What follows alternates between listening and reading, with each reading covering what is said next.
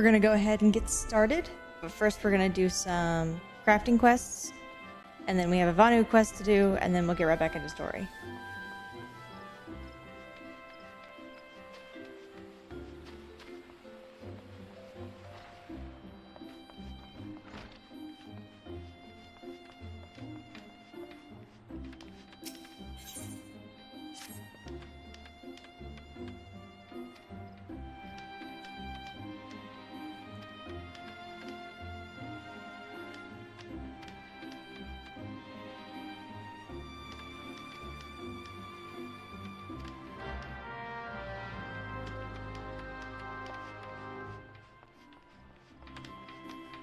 Well, this is an easy job. Go spend time with children.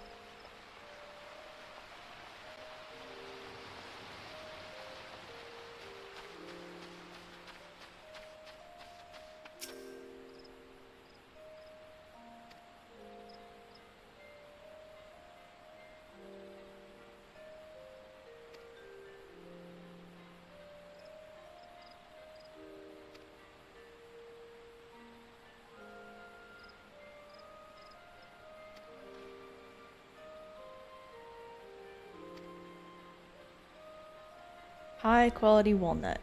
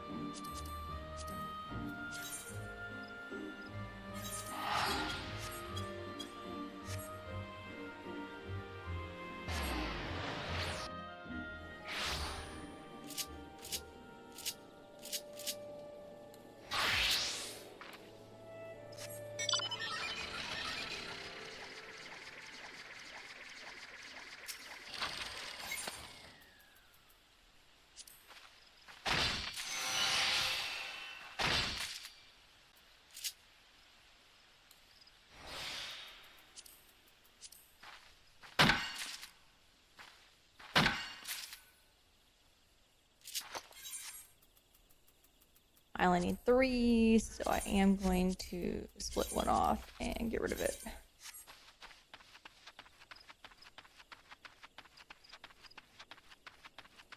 Hey, Rain! I'm getting some busy work done first, and then we'll go into story.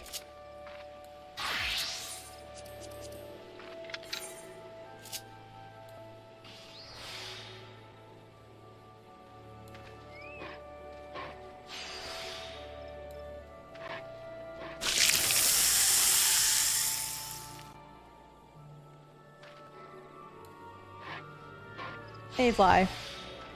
I see you have found it.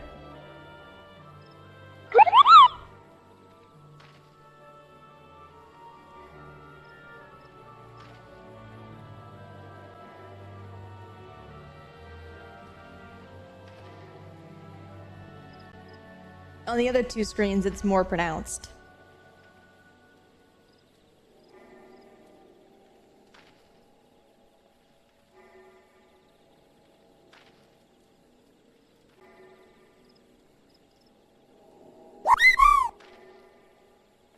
Are you checking to make sure everything works?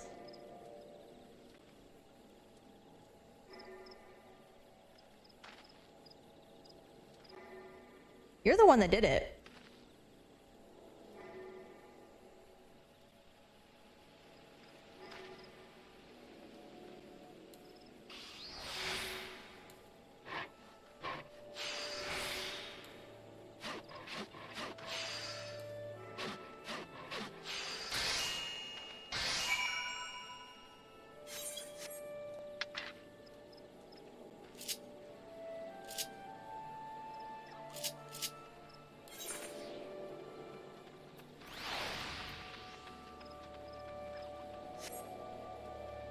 $221.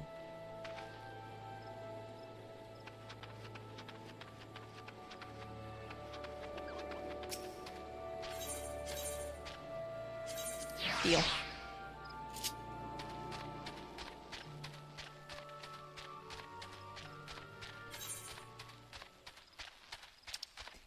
And yes, I could theoretically just ride there myself, but it's been a while since we've actually ridden on a Chocobo Keep Chocobo.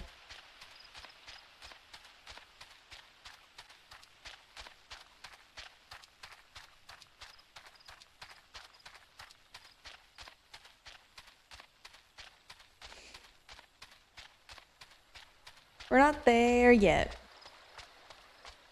We're doing crafting quests.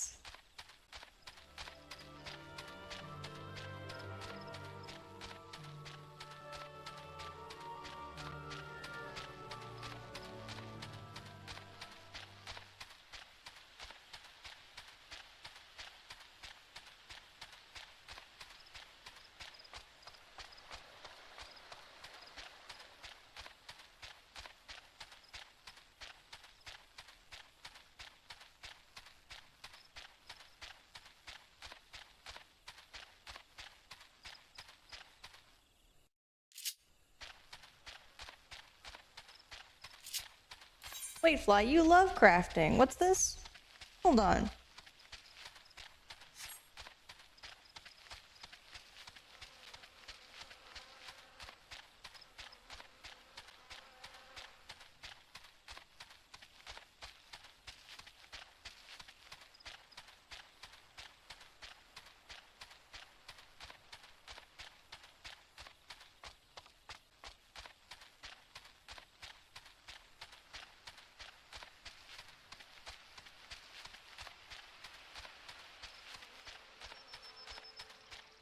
They can wait.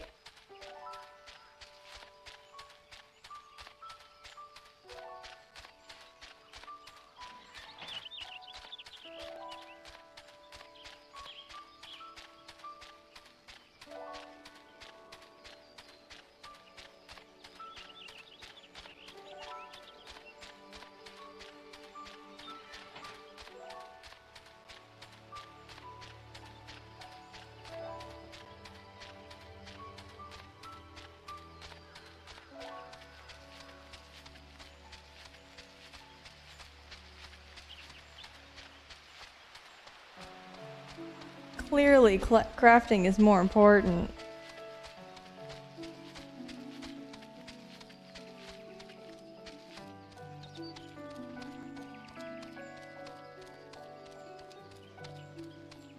And no, this is my regular routine.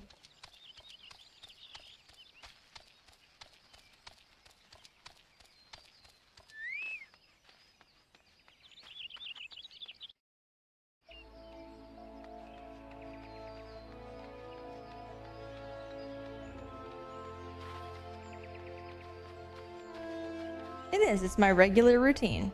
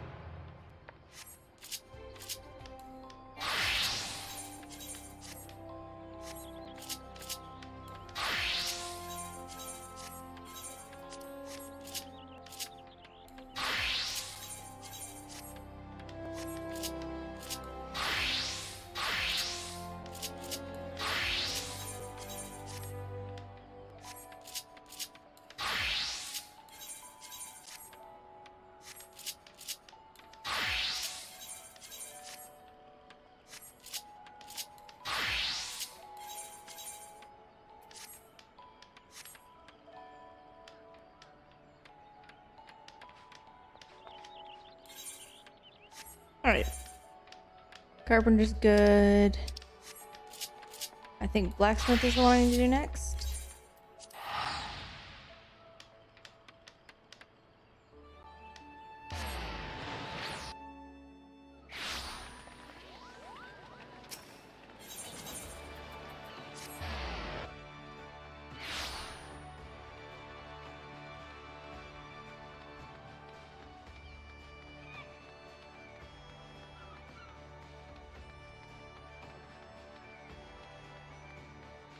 Yes.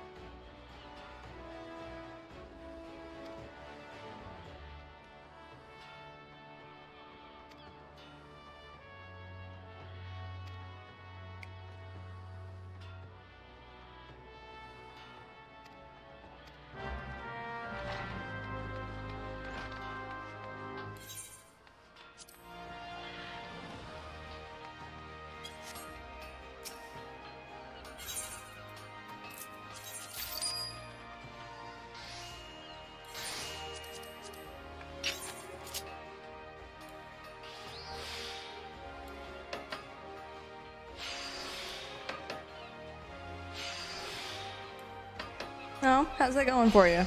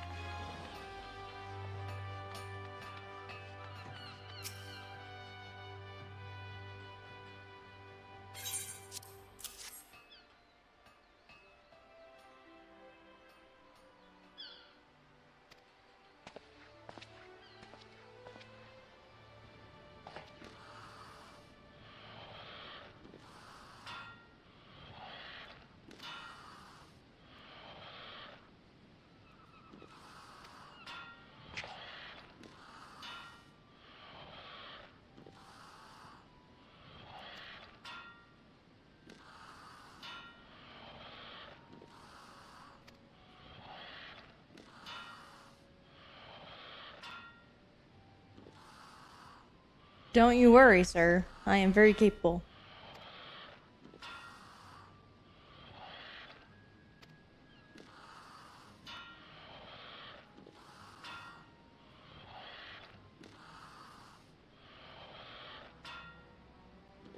Oh yeah. You're not done melding.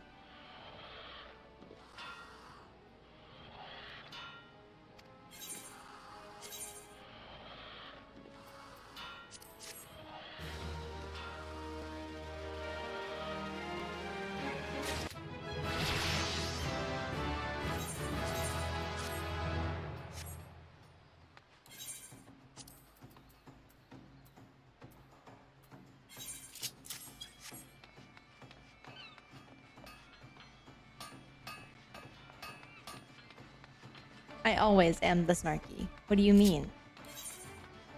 Is my state of being.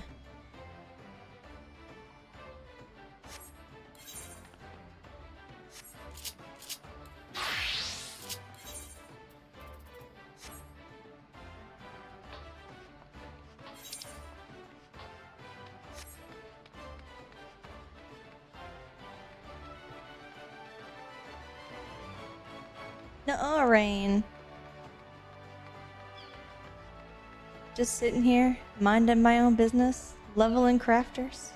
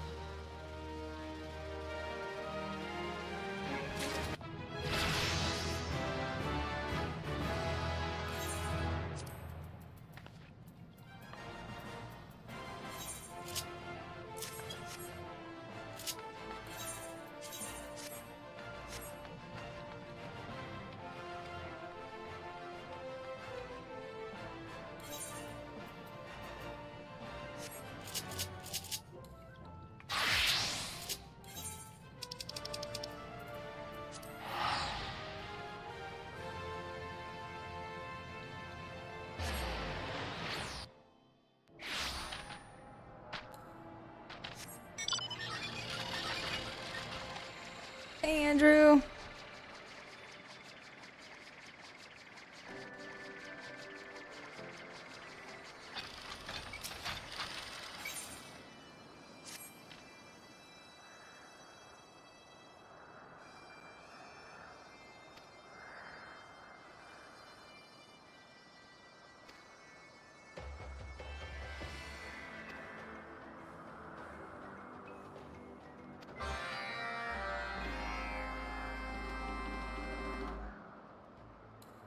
I am very tired. The new training is a lot.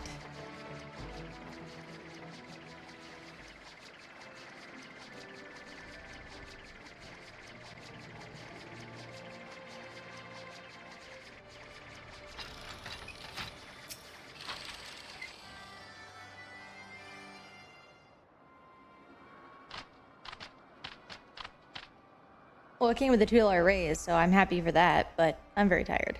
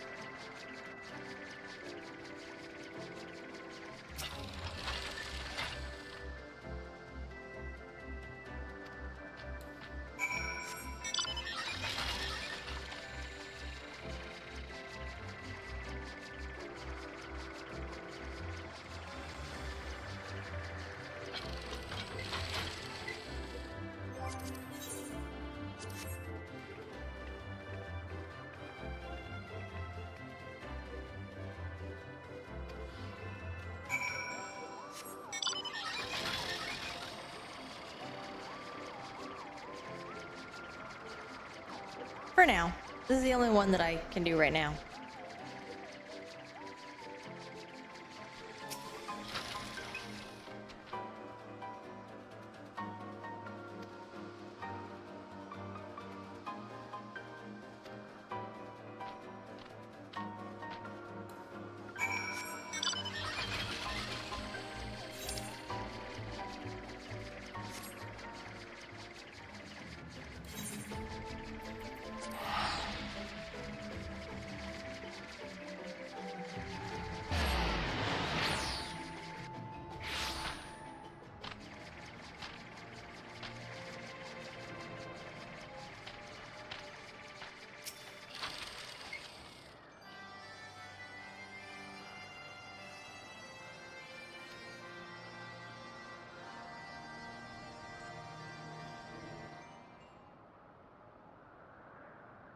This is supposed to be like a battle dance and all that, but it just looks ridiculous when our character does it.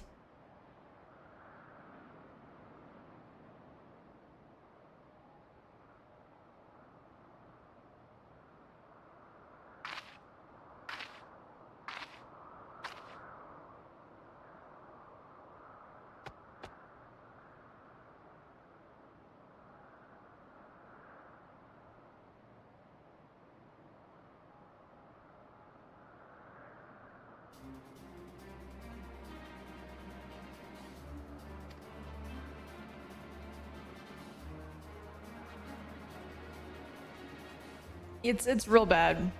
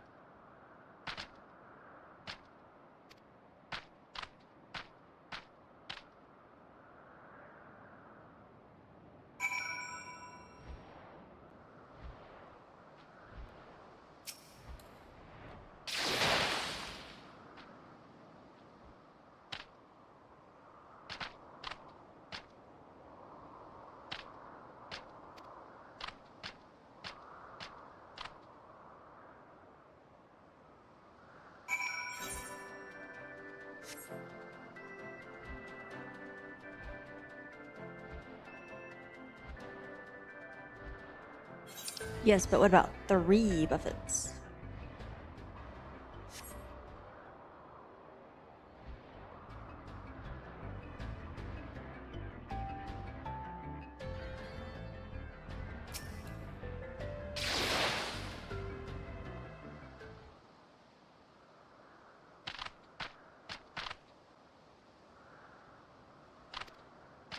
It worked.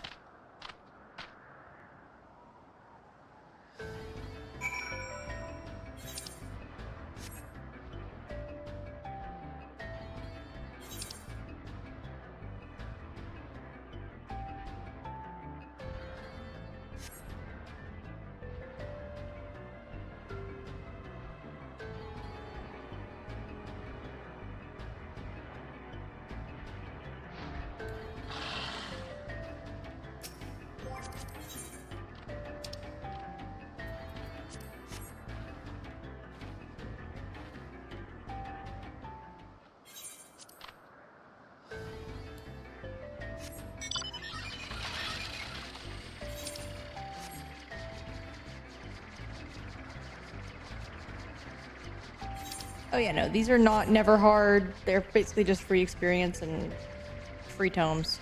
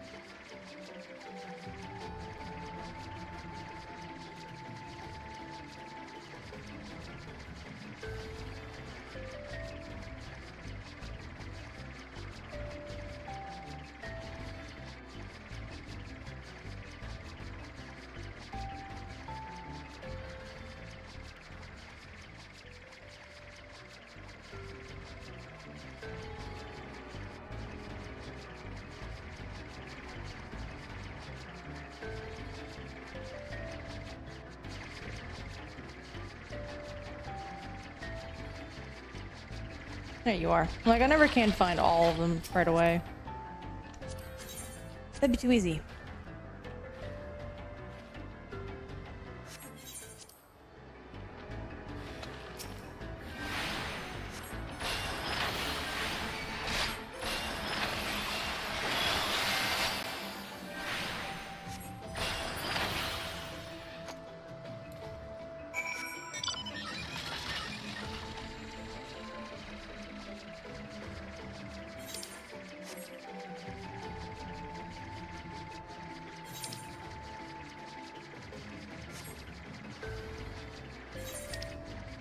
Don't worry, we'll get there.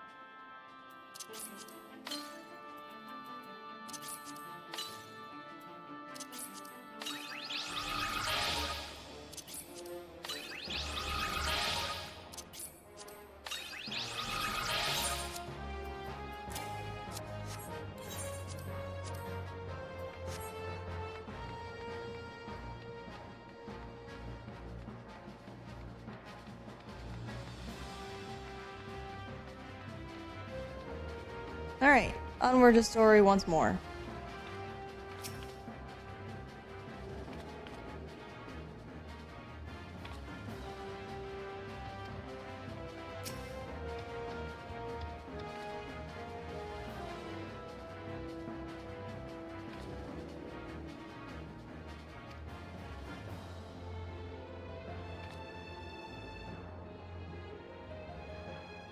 Get him, Alize. Get him.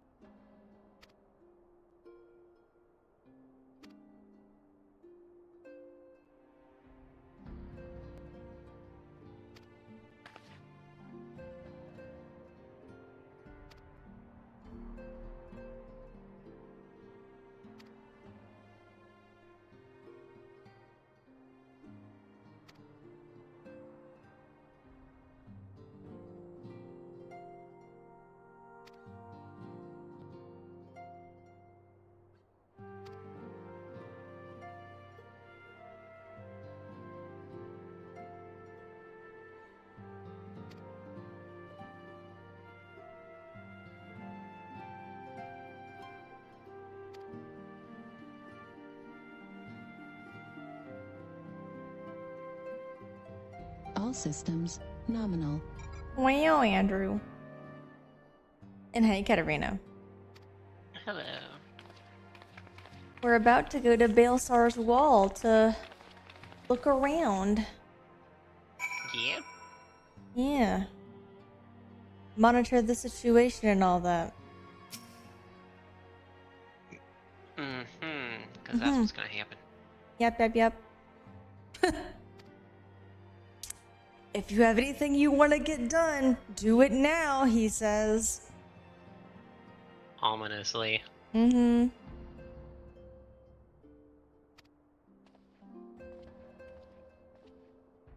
Alright, everyone's moved again, so I have to do my rounds. Unicali, are you gonna be any interesting?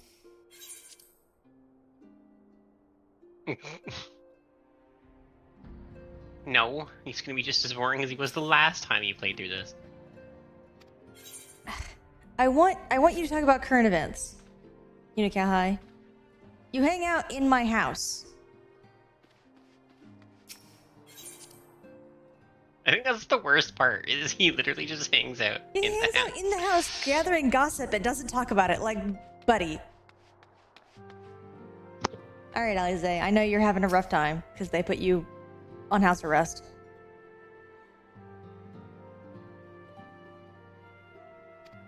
I know, Alize. You'll be around next expansion.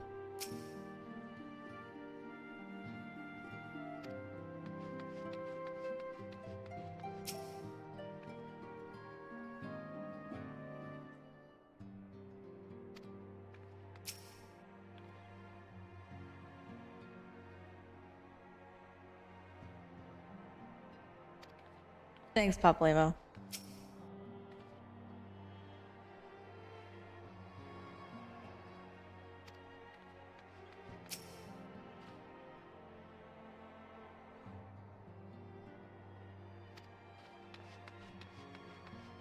Oh, Yida is chomping at the bit for her own reasons.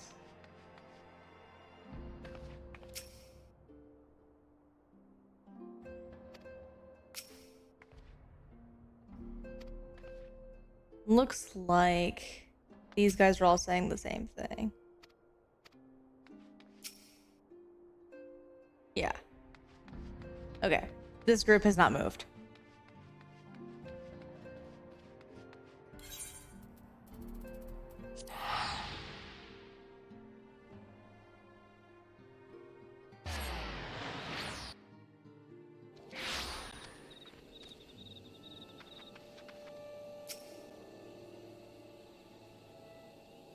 So, I was told to look for something on stream.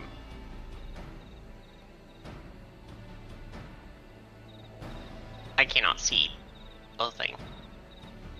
It'll be in channel points. Huge.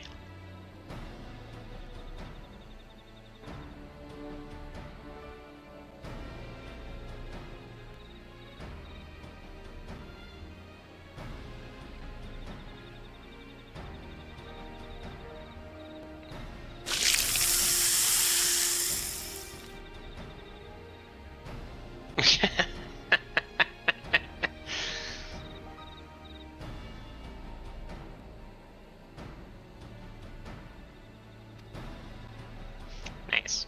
In the story scene, and it goes behind the story because obviously the story should take precedence in the story scene. But if I'm in gameplay and farming, it'll go over everything for, 5 seconds.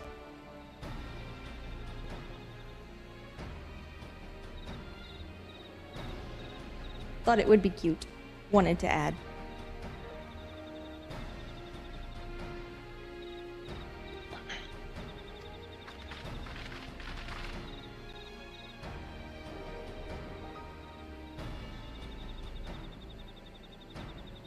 Right?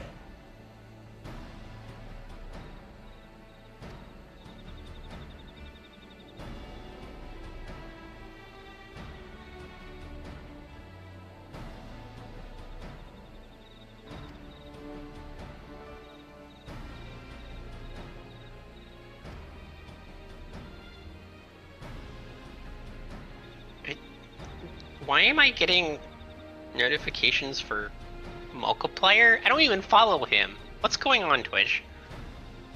Eh. Maybe he's live right now. Yeah, but I don't follow him, so why would I get a notification that... He a big streamer.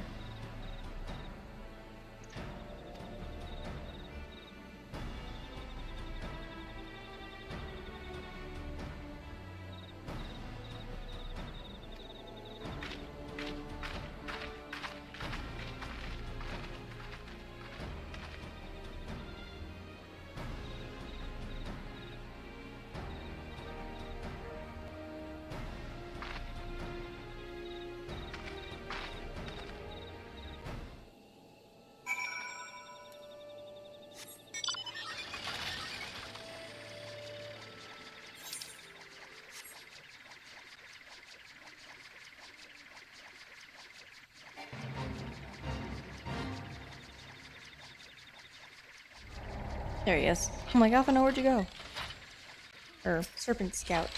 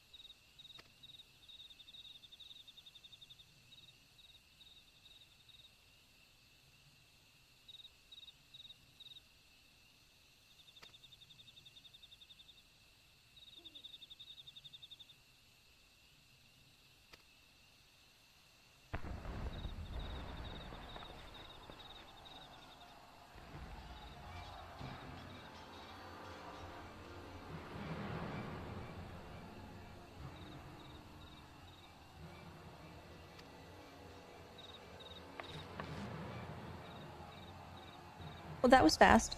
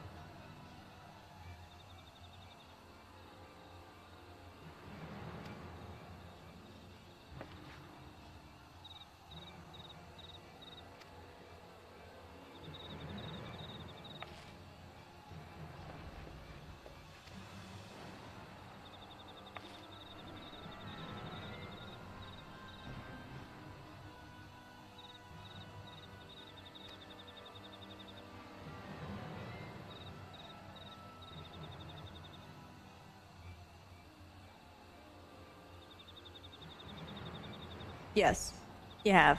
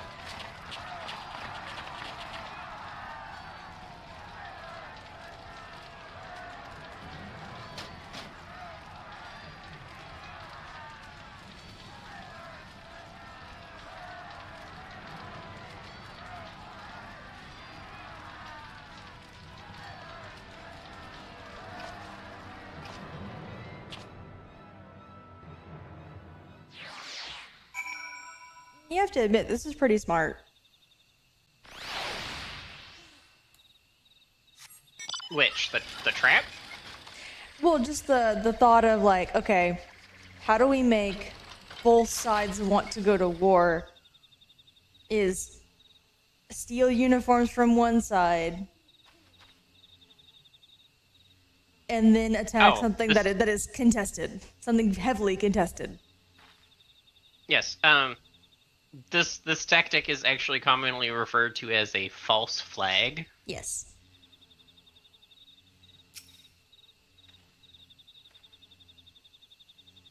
And it rarely ends well for the side pretending to be the other. Well, this one's pretending to be a third party, because again, like it's playing both sides. Right. It's a little different than your typical false flag. Yeah, but okay, in reality, the reason why false flags tend not to go well for the side pretending to be the other side is because if anybody ever finds out that happened, no one will ever trust that side again. Yes.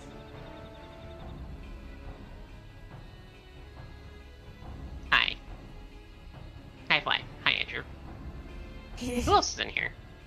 I think Rain's in here. He's lurking. Maybe? We'll see. Yeah, Rain's here. Hi, Rain. Yeah, he said hi false at the flag beginning. operations are sketchy. Oh, okay.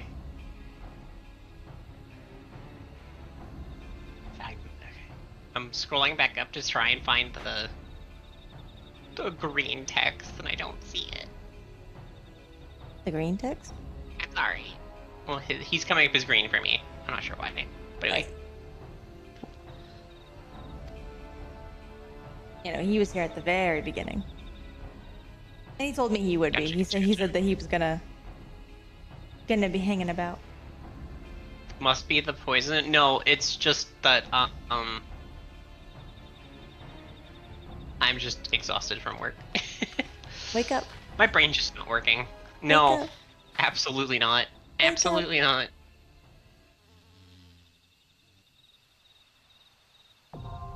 Oh man, Baelsar's Wall. The last dungeon.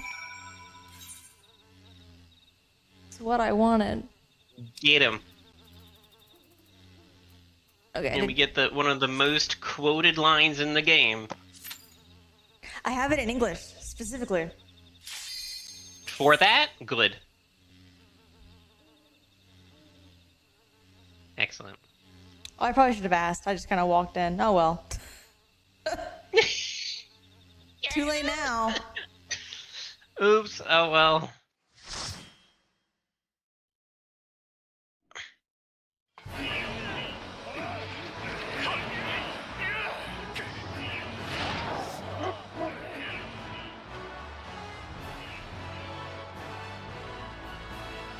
I'm sorry, Fly. I did just go on autopilot.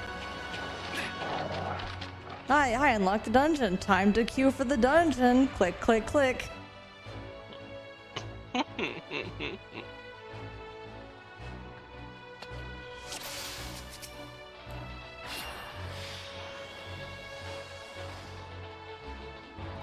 Oh, now that I'm half thinking, not that one. Sure.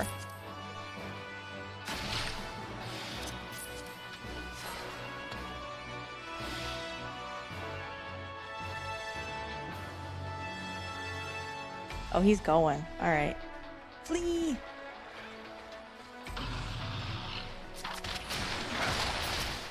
Oh, friend. You're about to die.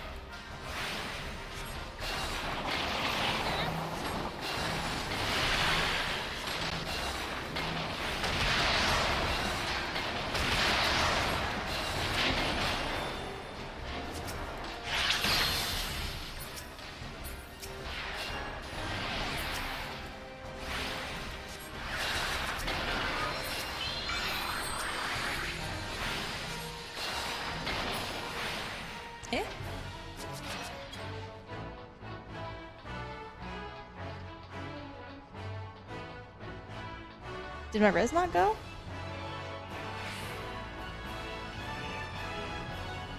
I'm sorry, Red Mage. I thought I resed you.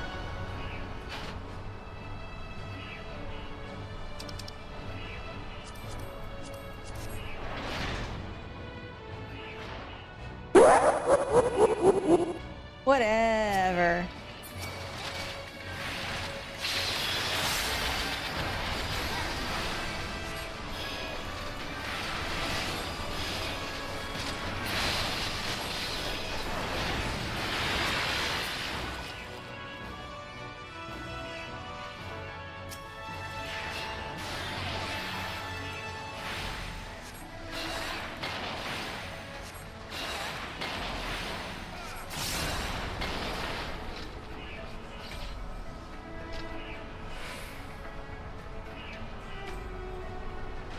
I thought I rezzed them. I did.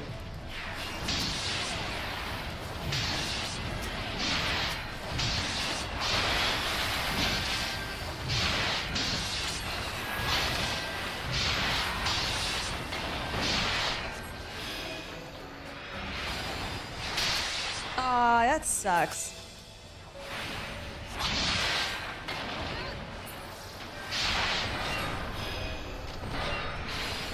No, that Benny I know went off proper, because I saw it. The res, I am not sure. I may have not have actually hit the button.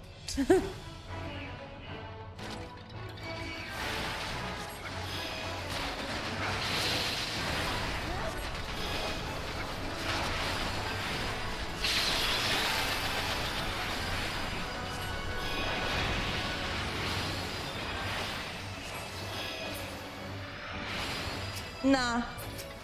I try to blame anything but me for my own mistakes. That's how I work.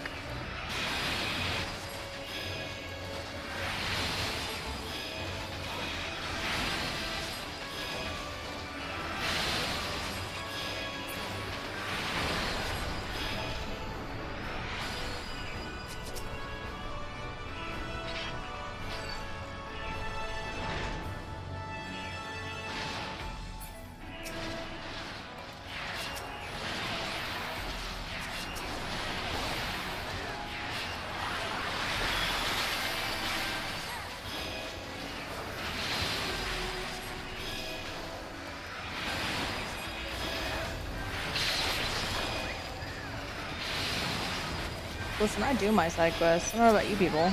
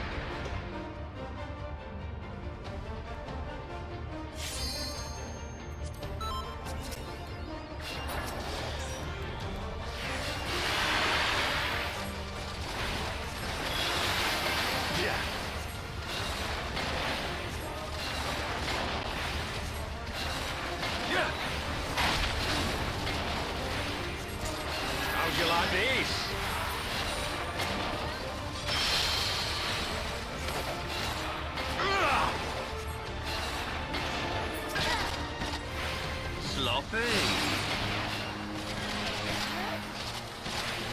I'll tear you limb from limb. Yeah. Sloppy.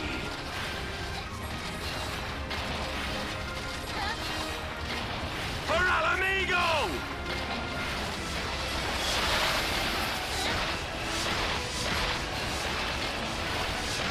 I have you now.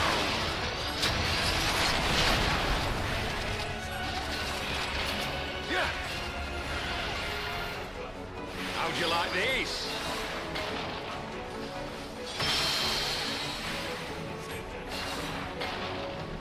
Yeah!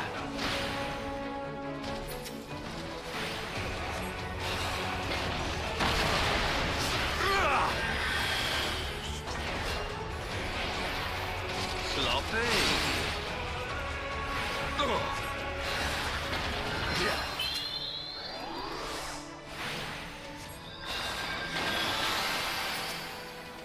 Yeah.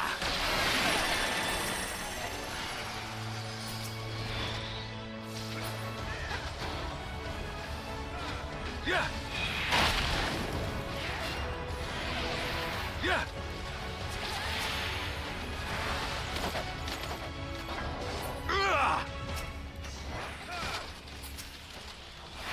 Sloppy.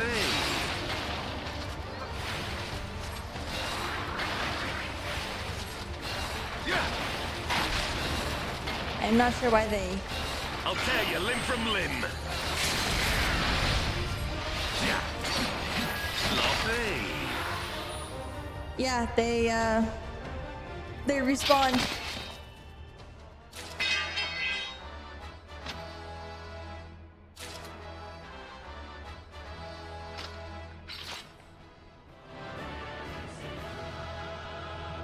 Even though their second death was not my fault, I was restrained and could do nothing.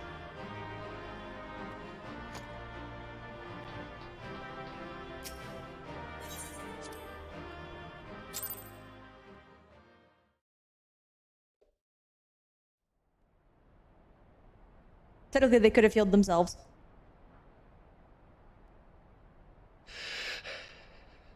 You've beaten me, aye.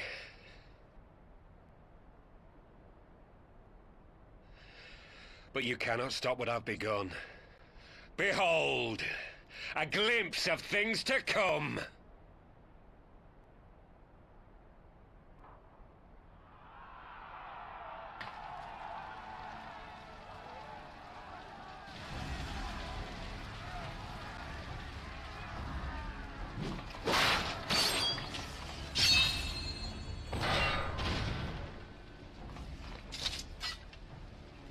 We did it! We showed the bastards! Aye! Victory is ours! And who knows, lads? Mayhap the Eorzeans will finally see sense when the enemy turns up on their bloody doorstep.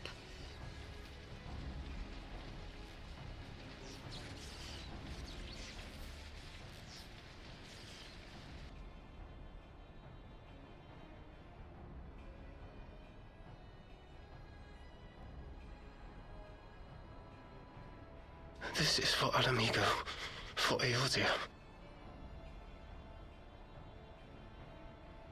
They die that others may live.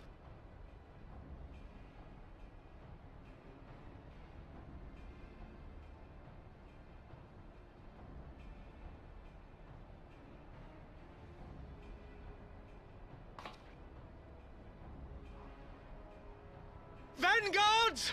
Attack!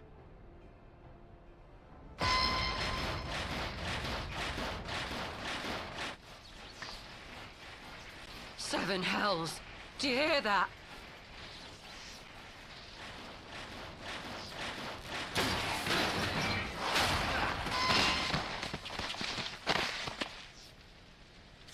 War machines. How did they get here so quickly? Stand your ground! For the resistance!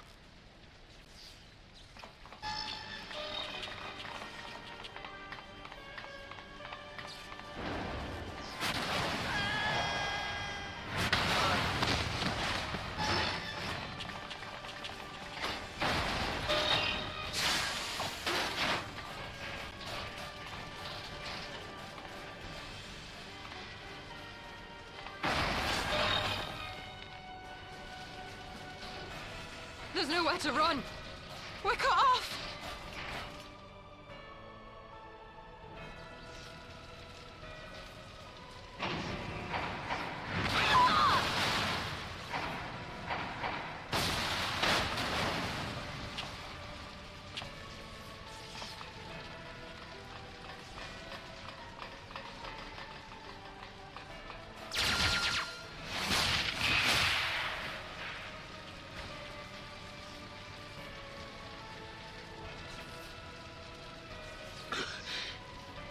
Gods help us.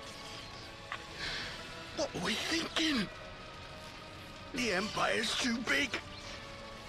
Too powerful.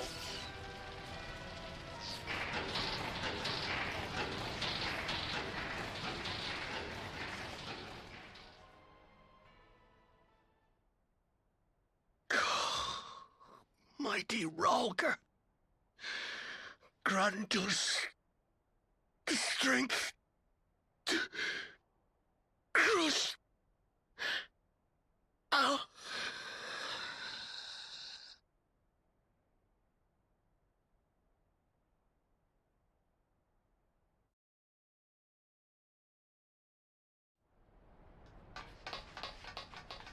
There you are! As you can see, our infiltrators did not elude me for long. Lady Ugiri is sending for an airship even as we speak. What do we do? This is a massacre! How wonderful to see you, Commander. Illbird. I should have known. This has to end. It has to end now. Do you not see your countrymen dying? Have your ideals rendered you blind even to that? Order the retreat, and we will help your soldiers to safety. Retreat? With the moment of my triumph so close at hand? You truly are a sheltered child, Leverrier.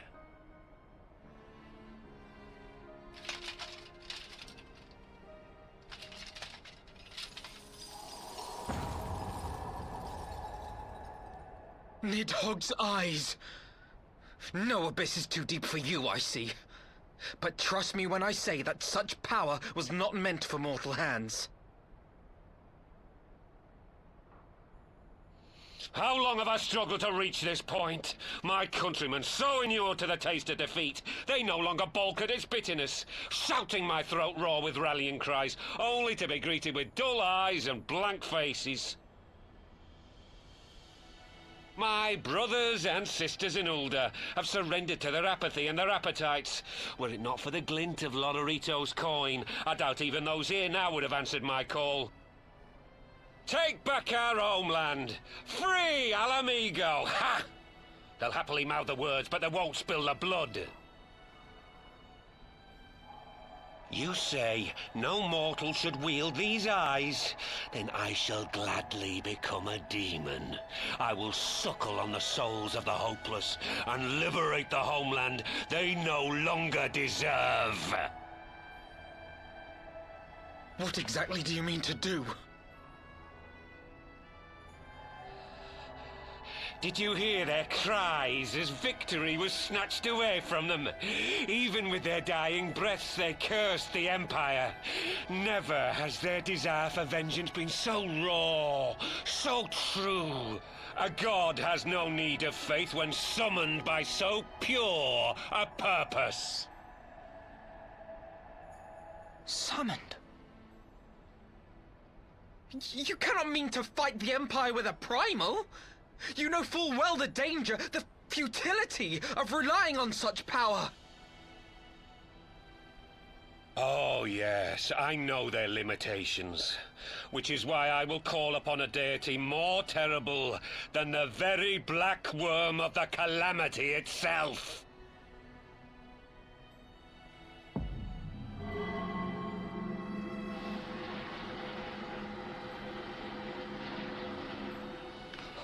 What? Here? Now? Like hells you will!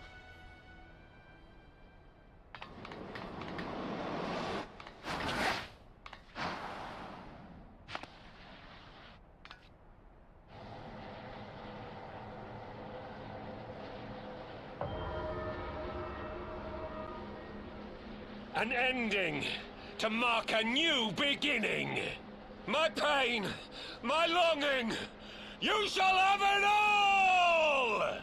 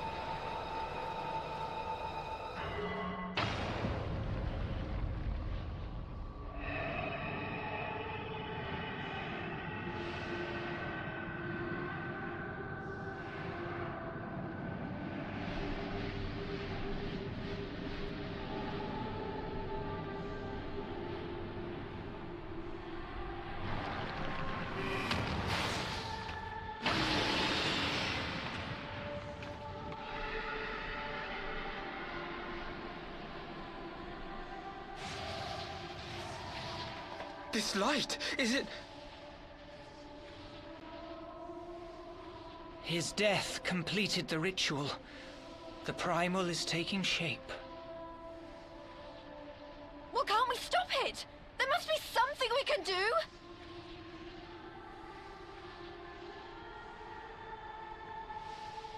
There is one thing. What? Hey! Where do you think you're going? Master BLUESKY briefly contained Bahamut by means of a potent spell of sealing. I will now attempt to do the same.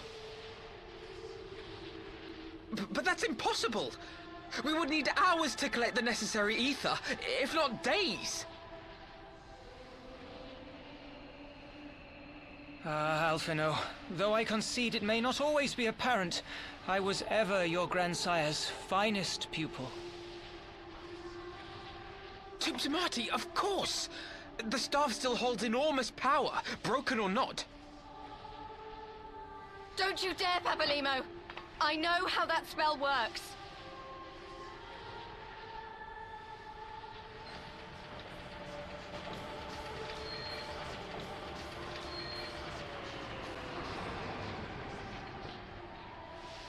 It is time to leave! Quite right. Quickly now, off you go. The further away, the better. No! If you're staying, then so am I! No, Ida. There is a path only you can walk, and it must not end here. Not like this.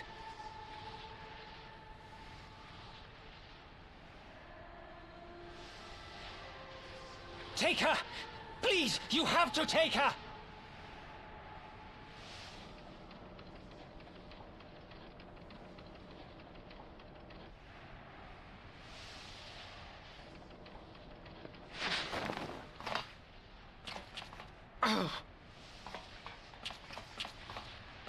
What? No! Damn it, Thancred! Put me down! Thancred! This is one battle you cannot fight. Away with you! Go! Jeez, thanks for just saying it this time. Rude.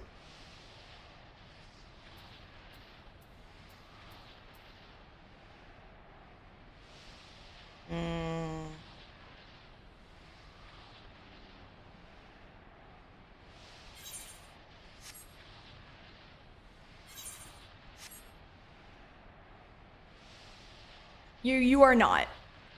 You are in fact not. If you try and stay, you get treated like Ida.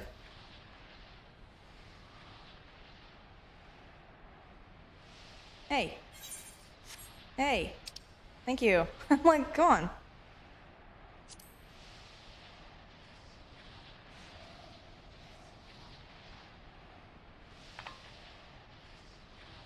No. Again, what they've been hammering in all of Heavensward is now we have the proper mindset and resolve, Hilda! I think he means now! but not the power.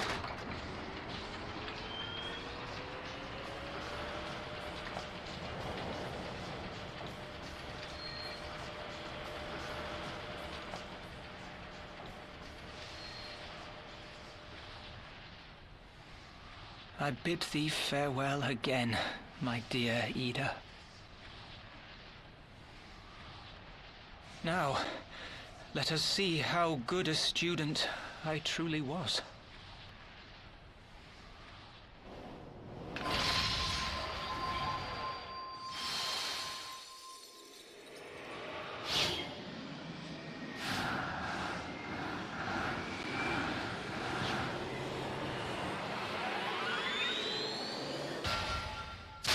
If only he knew that this failed. But no one would know this.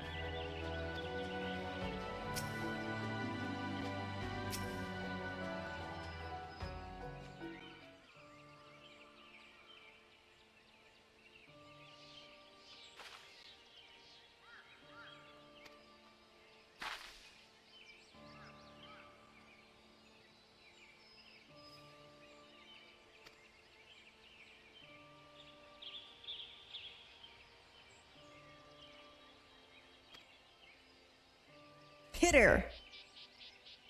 She understands punch. Snack.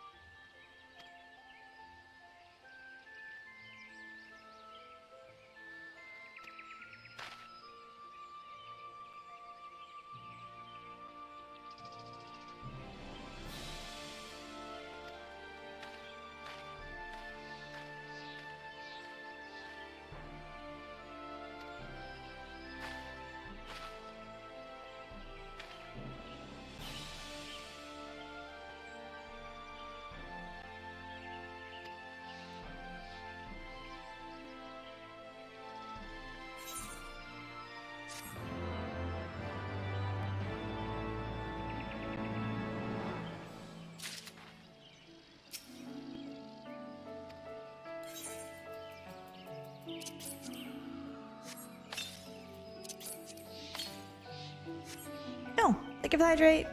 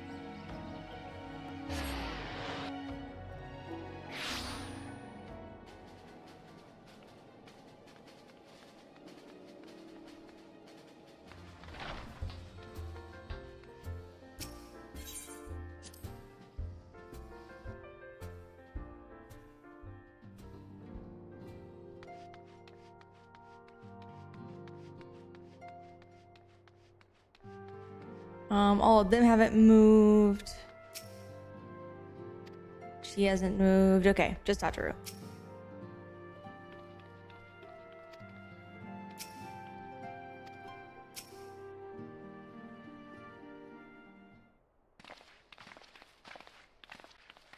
Oh, you've got Oriange to go back.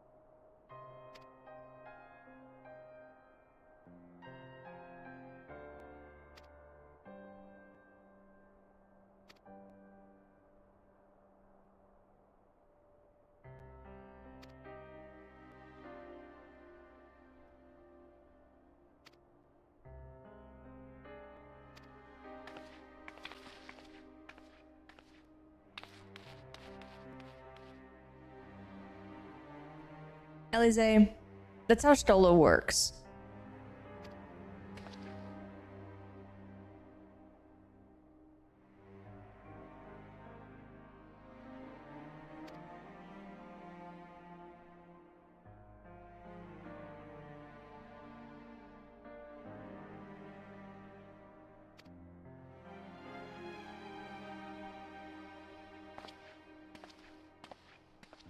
Look at Oriange, be like, "Oh, don't take it personally. This is just how your Stola is."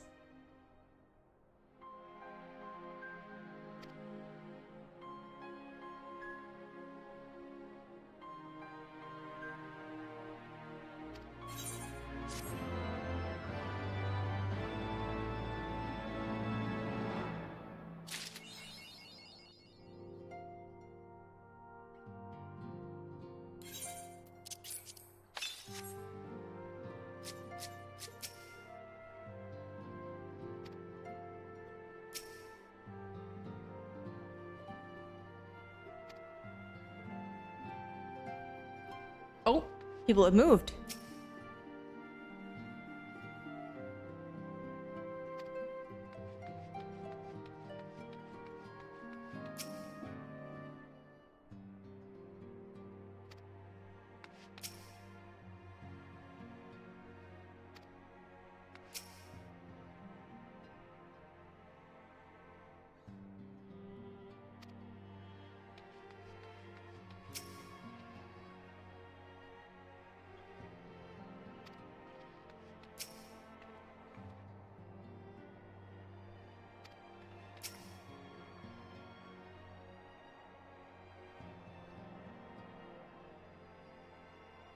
Oh, she's finally begun thinking of the bigger picture.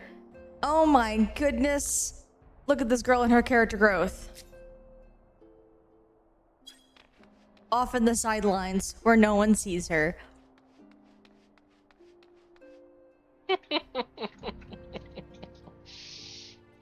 You sound kind of upset about that. Tell us how you really feel. It's just like she is like this entire time trying to pick between brother A and brother B, only to like, I don't know, get smacked in the face with real world consequences. No.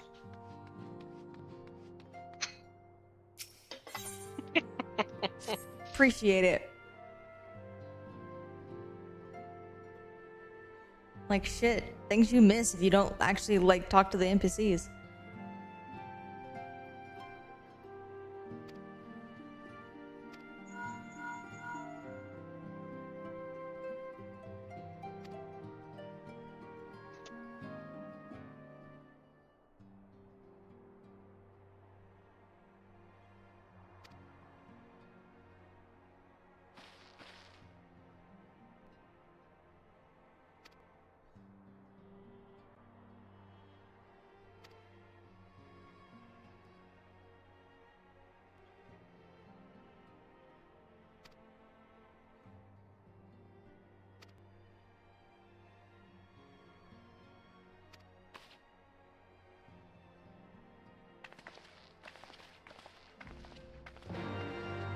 Alize just wanted an excuse to leave. I know what's up.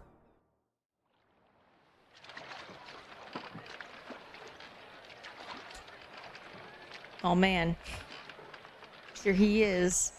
The legend.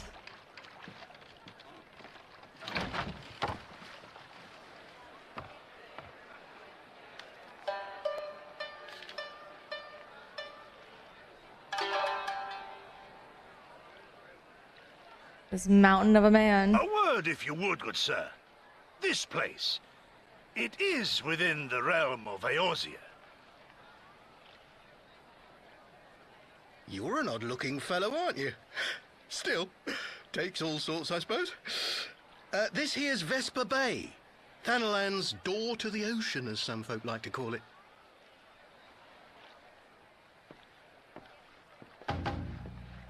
Am I to understand from your answer that I have indeed arrived in Eorzea? Eh? Yes, you're in Eorzea. Ah! A plain response at last, and the one I wanted at that. My journey was not without its hardships, and I would sooner travel by land than put to sea again.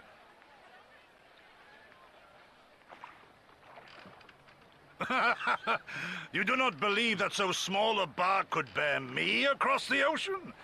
Such timid little sailors. I had but to set my course and set my jaw till I made port.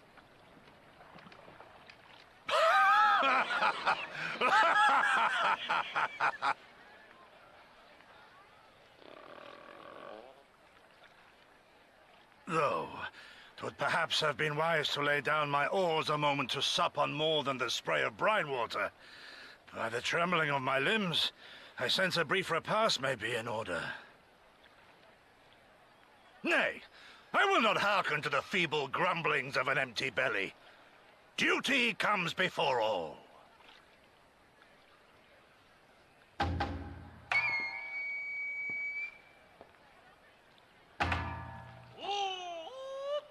The legend. Good man, are you all right?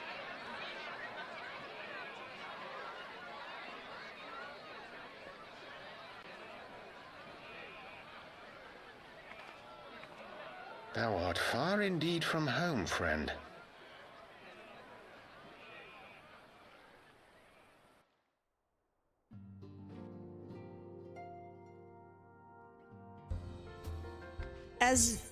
So, it's really hard to explain this. Because there's no map available to me at this time to explain how fucking far this man rode by hand.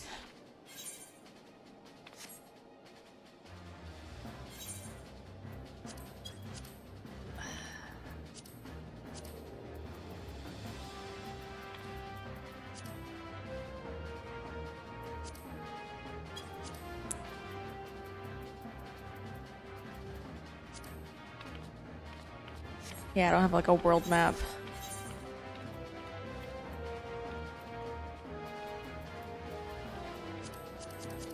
Yeah.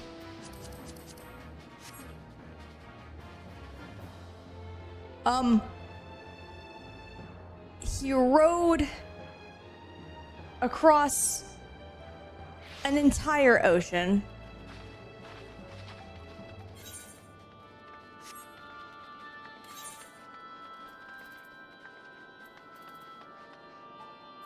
That's fine.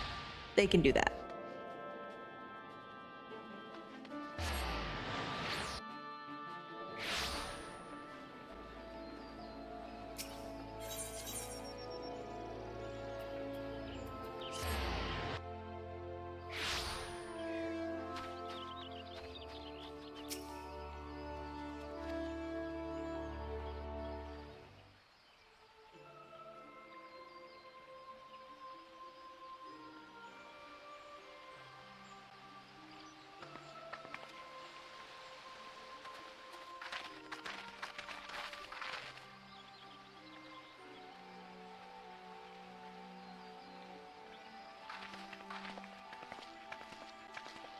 The twins are like little ducklings following us.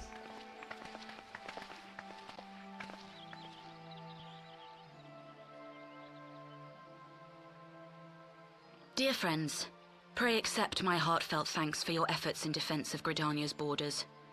I would fain dwell longer on my gratitude for the support of the Alliance, but the situation at Belsar's Wall demands that we forego such pleasantries.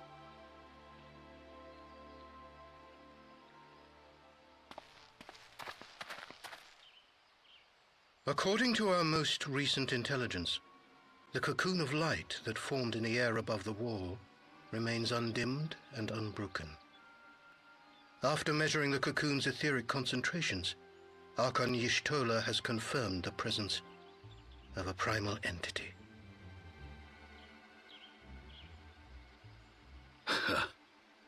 So we must assume that Ilbert's thrice damned god is indeed trapped within. And what news of the Imperials? They're not like to ignore such a spectacle. Sir, a Garlean airship was observed making an approach, but the vessel was destroyed when it drew near. The Empire appears to have made no subsequent attempts to reach the object.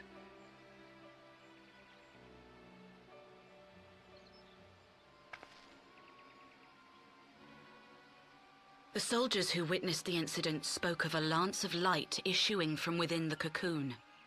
Of an entire warship being reduced to smoking ruin in the space of a moment.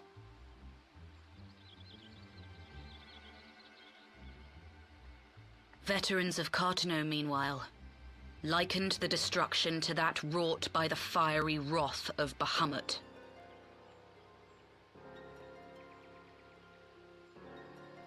We could face another calamity.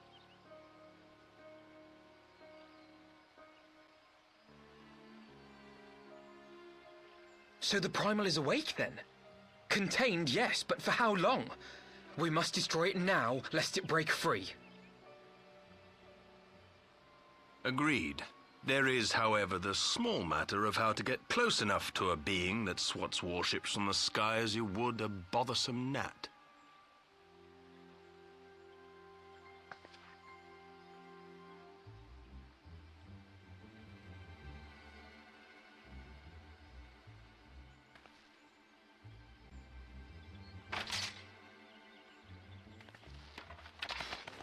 Is this truly so complex a puzzle? Or have you no stomach for the obvious solution? Nero, shut up. What in the hells are you doing here? A pleasure to see you too, Garland. Now, if you'd be so kind as to explain to these good people why you should be begging me for my assistance, that would be most appreciated. You are a piece of shit, Nero.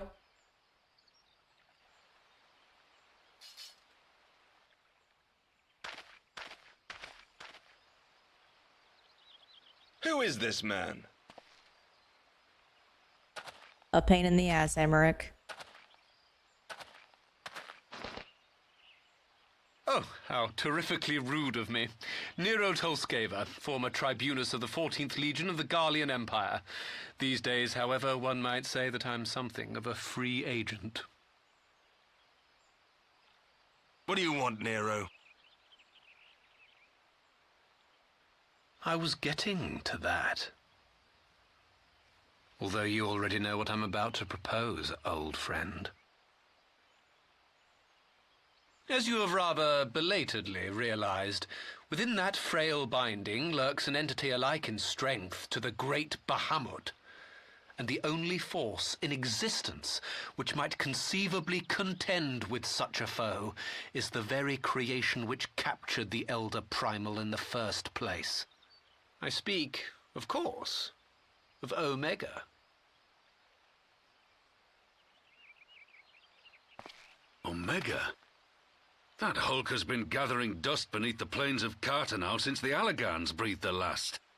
And none alive knows how to wake it.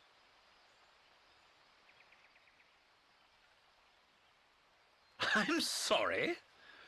Do you understand who it is with whom you have the privilege of speaking?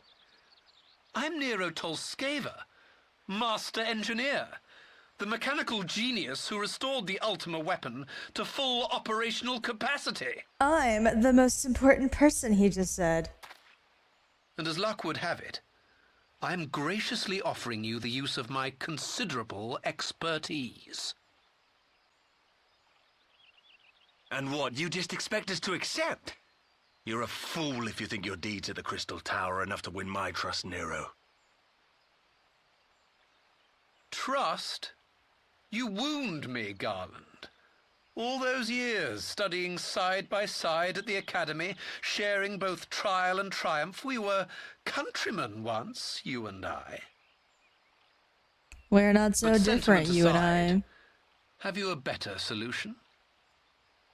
Or do you mean to send in your vaunted hero there, as you always do, and pray the world is not engulfed in flame?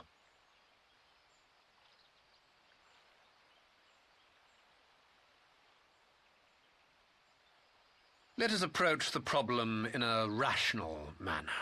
Does not the fact that Omega slumbers in stasis point to the existence of some overriding technology? A means of control? I would ask a question, if I may. Nero, was it not? In the event that we succeeded in using Omega to shackle the Primal in the manner you propose, what then would become of it? Do we not risk repeating the mistakes of the Allagans? Omega is but a tool. How we choose to employ that tool is entirely up to us. Of course, if you would rather leave it buried beneath Cartano while you continue your petty squabbles above, then I suppose that is also your choice. Spare us, Nero. The Seedseer's concern is a valid one. He who controls Omega wields the power of the gods, the very power which led the Allagans to destroy themselves. And does it not fall to we engineers to prevent such misuse? What was your company's proud slogan? Freedom through technology? A creed you follow, is it? What say you? Do we take this villain at his word? I mean, no.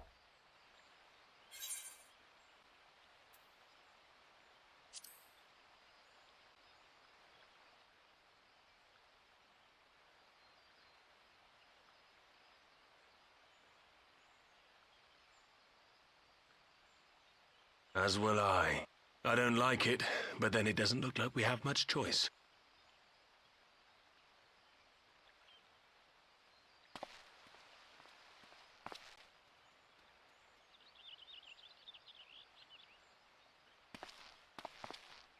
Would the Council be willing to entrust this matter to a pair of former Imperials?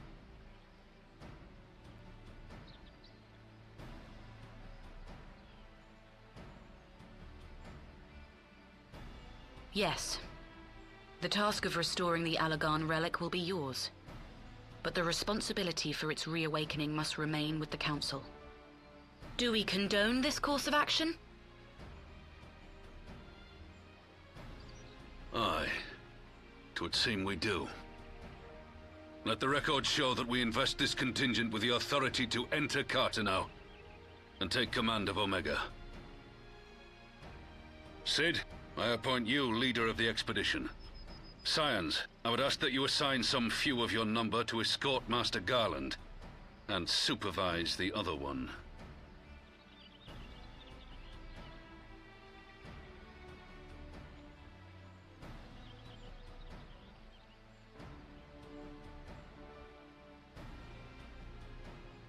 We should be happy to oblige. The politics of Cartano being what they are, I dare say our neutrality will prove useful in avoiding any unnecessary entanglements. If I am not mistaken, Doma occupies a similarly neutral position. Might we not persuade you to join the expedition, Lady Yugiri? If you suspected any foul play from Nero, you would be welcome to kill him.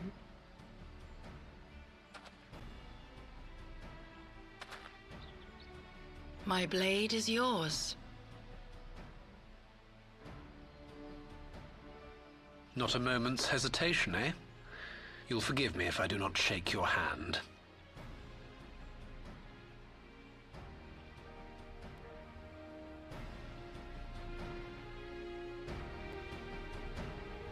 And thus begins Sid and Nero's ship, really. It's a ship.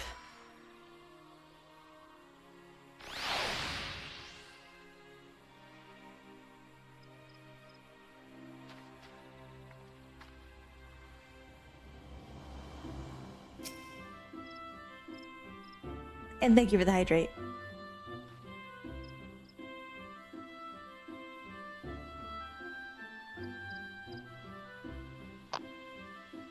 Now for the real question. In the ship, who's the top? Oh, it would be Nero.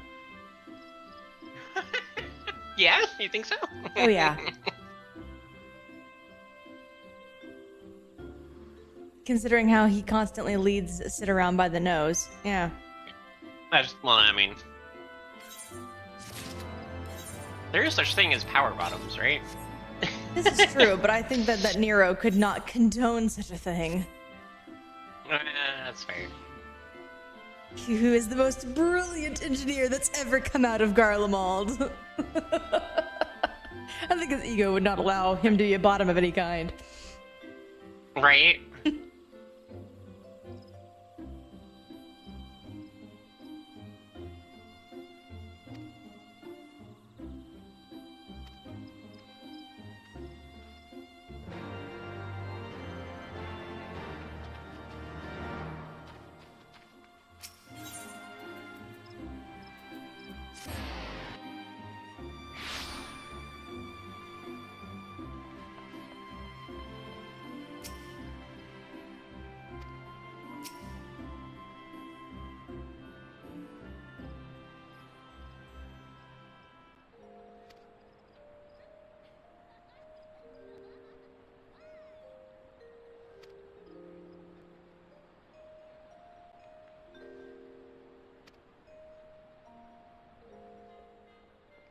He has two people ready to kill him at all times.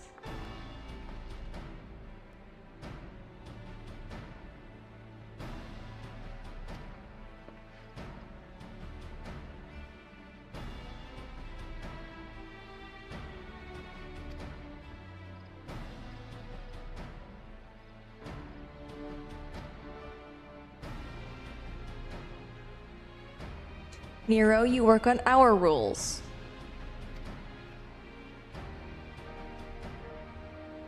Get it, Malize.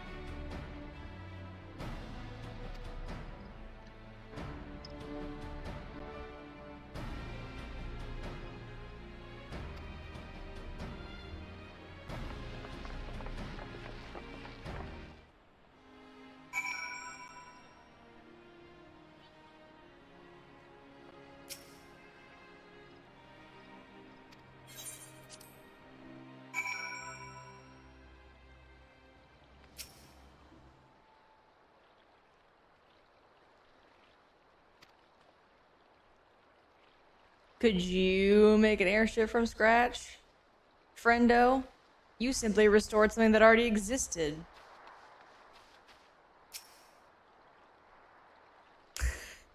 It's okay, Yugiri. None of us do.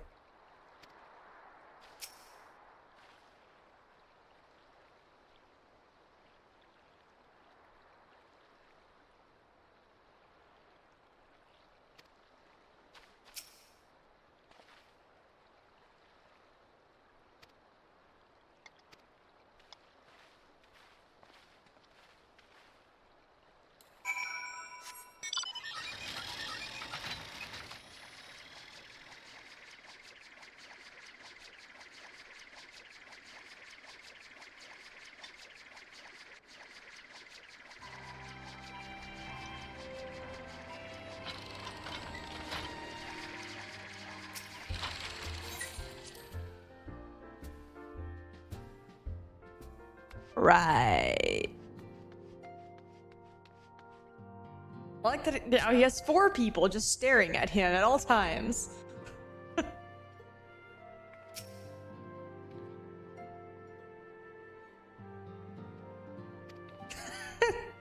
No, Tataru, he doesn't need tea. I appreciate the thought.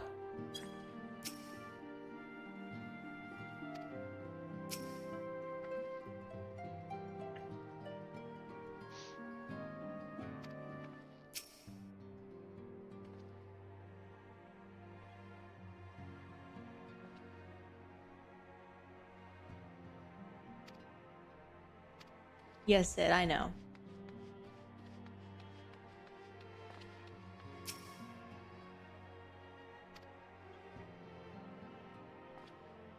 Aww.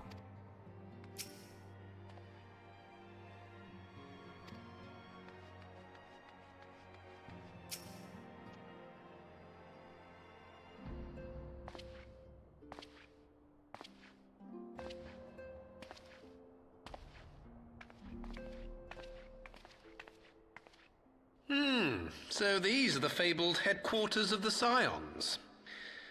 I confess I would have expected an order of self-proclaimed warrior scholars to surround themselves with the fruits of man's enlightenment. And yet there's not so much as a single piece of magitech in sight. It never ceases to amaze me how primitive you Eorzeans truly are. Oh, I'll have you know that the Rising Stones is home to the very latest in magitech innovation. Wedge calls it the Mark 14 Thermocoil Boil Master, and it's the finest kettle I've ever had the pleasure to own. Get him, Tataru.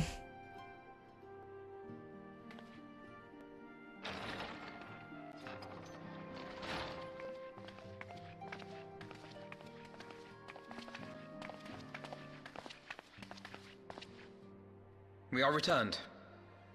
Well, Ida and I, at least. Ishtola and the others remain behind to continue their assessment of the binding magic.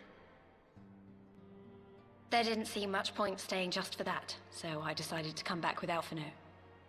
Papalymo bought us this time. We shouldn't waste it.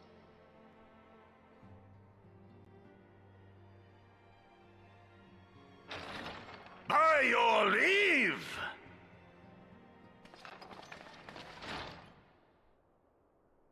Good God, that voice could fell a gigas. This is the Rising Stones, domicile of the Scions of the Seventh Dawn. I enter at the invitation of one Lord Urianger.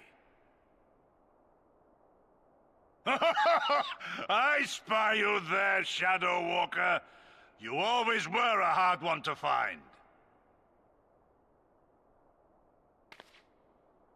Yugiri, do you know this man?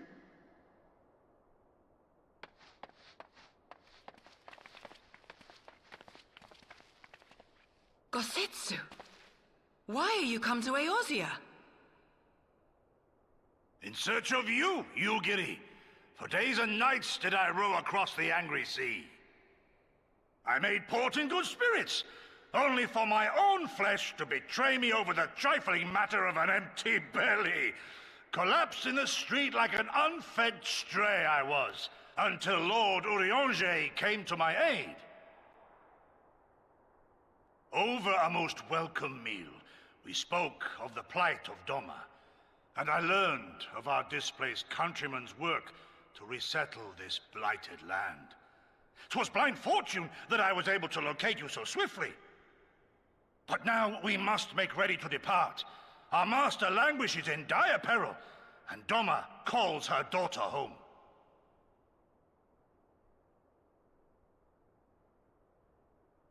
It is not so simple, Gosetsu. There are obligations which bind me here. You refuse? Did you mislay your oath during your flight from our homeland? The laws of hospitality must be honored, but surely the vow to defend your master demands the greater obeisance. It was our master who bid me guide our people to safe haven by any means necessary. And it was the Scions you see before you who provided us succor and sanctuary when all others refused.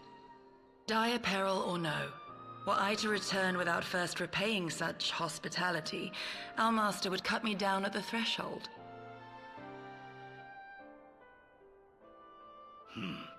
Mayhap that is so. There is more. A crisis threatens all within this realm, Eorzean and Doman alike, and I go to play my part in its resolution. I will not bring shame upon our liege by abandoning my people or my duty. How very noble of you. Now, in the name of honor, kinship, and, yes, practicality, might I suggest we get this expedition underway? Or would you rather debate the finer points of duty and leave Omega to the Empire? The Empire? You, Giddy? You draw steel against the curse of Garlemald?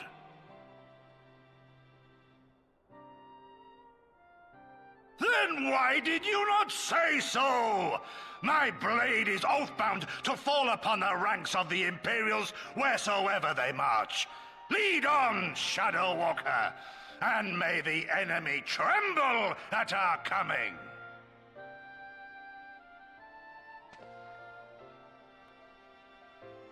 The legend.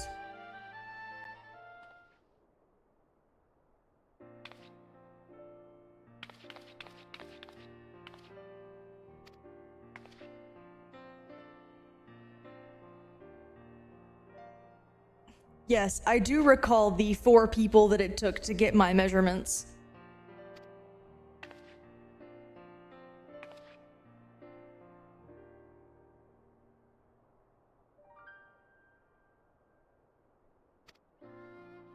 It's the best single most scene in the entire game.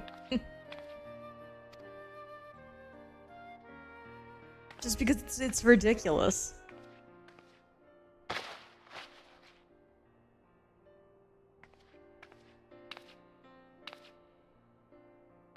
Aw, look at us. We're a schoolgirl.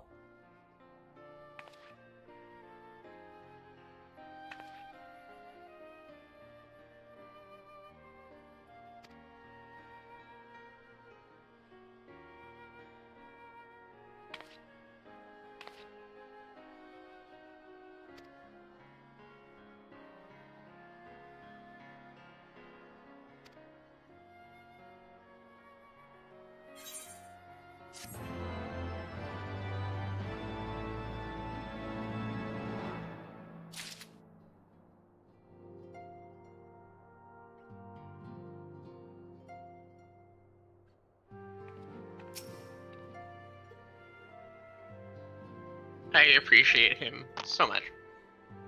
Who?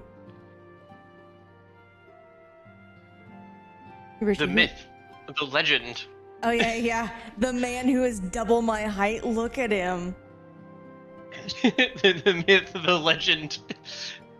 The tallest Rogan you've ever laid eyes on. Yeah, Gogetsu's just he's one of my favorite characters. He's not my favorite, but he is in fact one of my favorite characters. Your favorite character is gone. Shut up.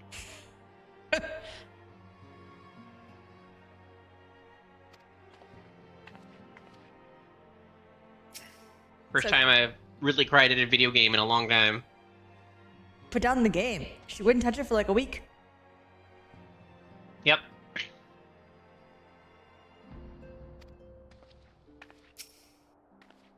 And then the conversation that happens later? Ugh. Bruh. Every time Urianger has like a moment, it's always mentioned. No, that crushed me. I almost put the game down again for like a week. Hi Stella, you've missed the most legendary introduction of Gosetsu. The myth, the man, the legend.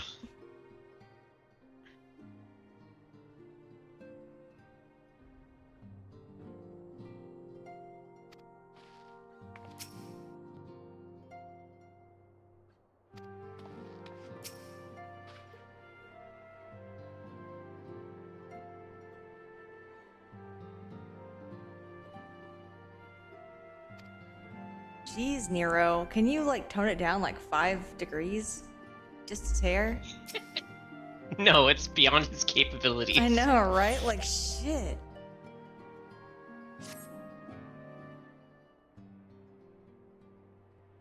God, he is his Lois. own hype man.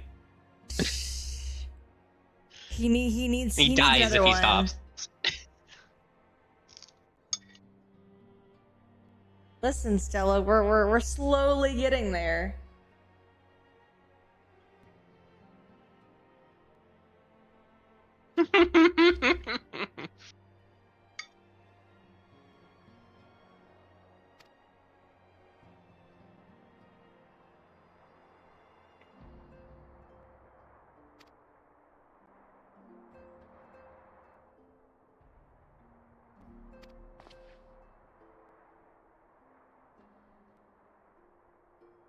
Yeah, it's so it's Stella normal mode, but instead of her actually cussing, it's her just spoiling like large swaths of plot. In single sentences, just to like minimize their effect.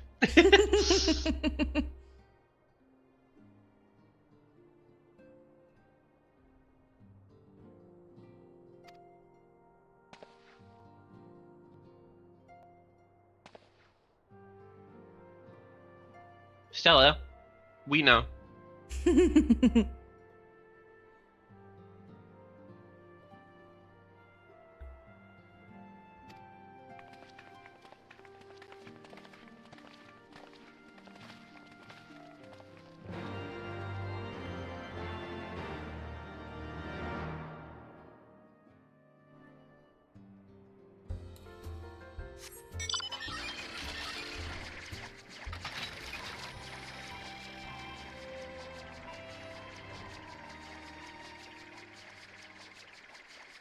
Okay, if I bleeped her out for every curse word, we would no longer be able to understand what she said. It'd be like one word per sentence.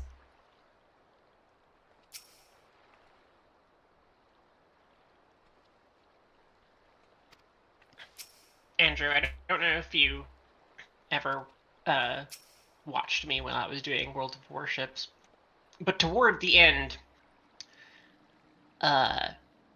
still, I would rival Stella. I didn't get as close, but I would rival Stella in cursing. This is why she chills out and hangs out with me for my very chill streams.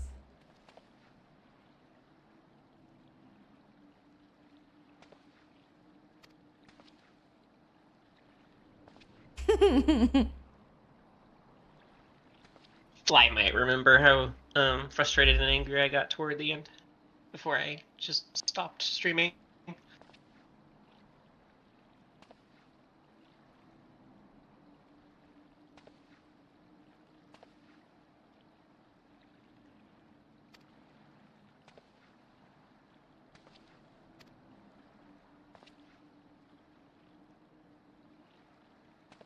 Wait, no, the reason you end up here is because you happened to see me playing Lunar. Technically, the reason you're here is because I convinced Katarina to play with me in 14. As a monk. That's true. Originally, way back in the day.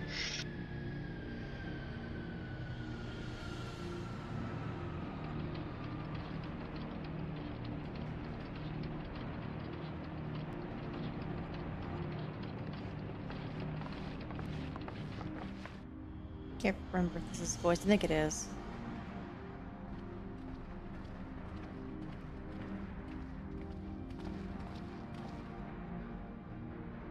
Now, where was that? Ah!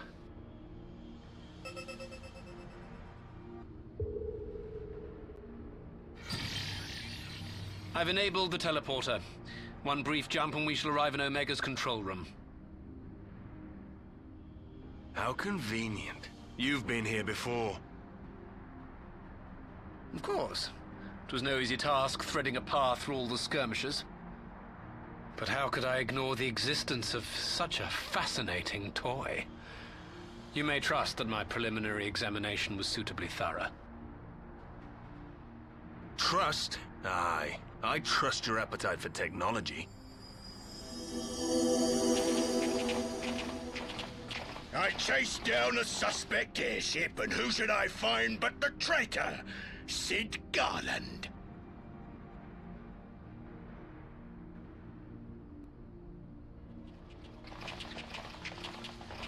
Searching for something, engineer? Something big?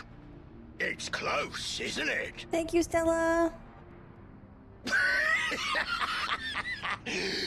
It's like all my name days have come at once. Of all the scouts the Empire could have sent. Take care of that brute, will you?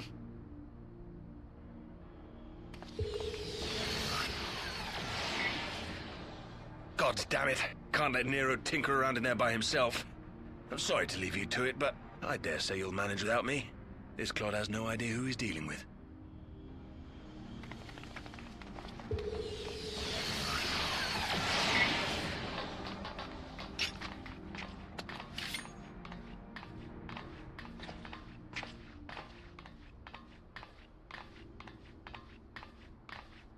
I am Gosetsu, Samurai of Doma.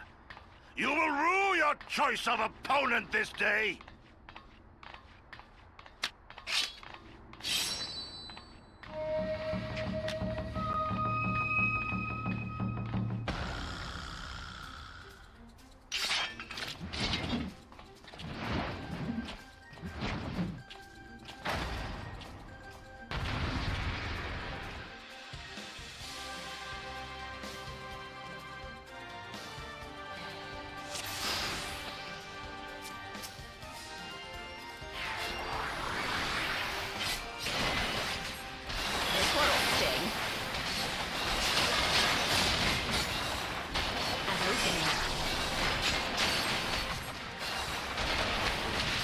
Look upon a samurai of Doma!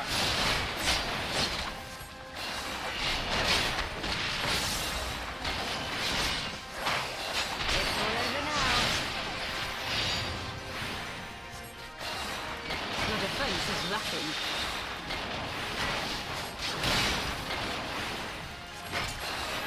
I have you! No holding back!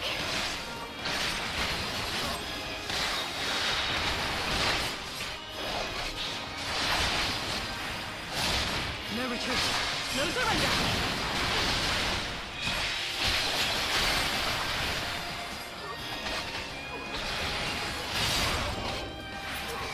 Tis my right to strike! You watching, Papalymo?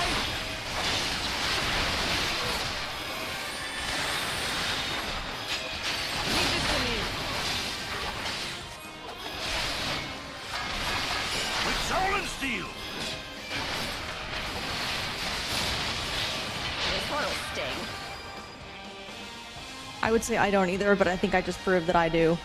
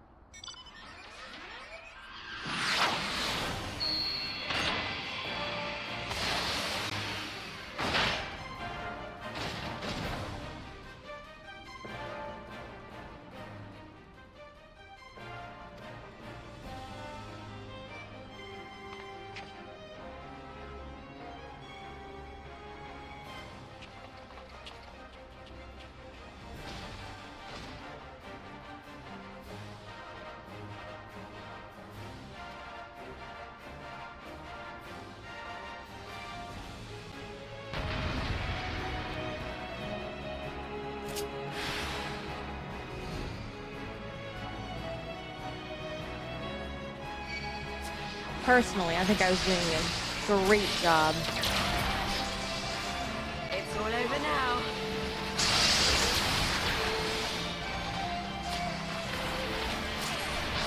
Your defense is lacking.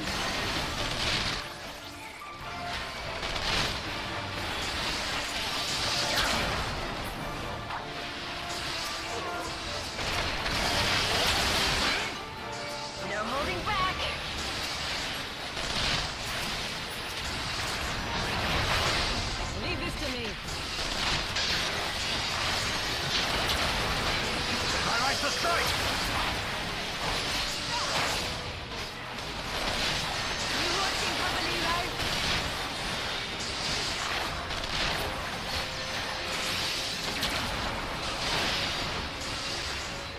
retreat!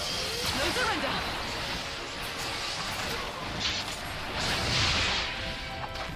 Look upon a samurai of Donna!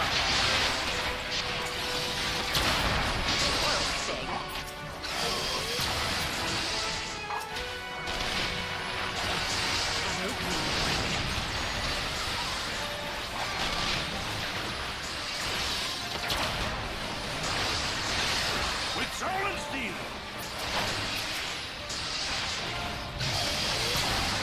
It's all over now.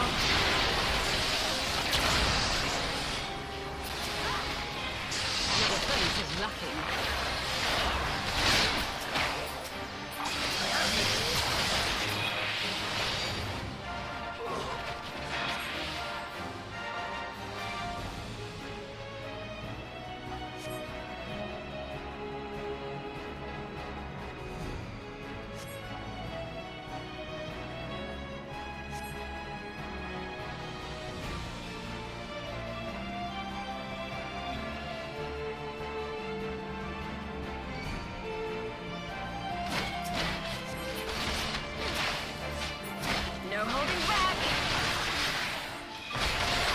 What's going? He's an important character. So impactful. Is my right to strike? He's the true embodiment of what Stormblood is.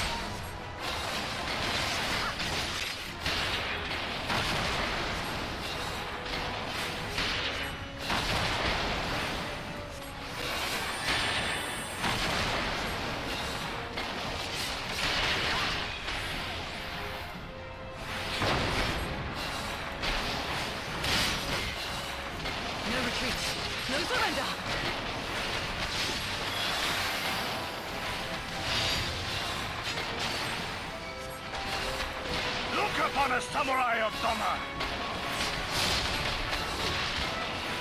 This one'll sting. An opening.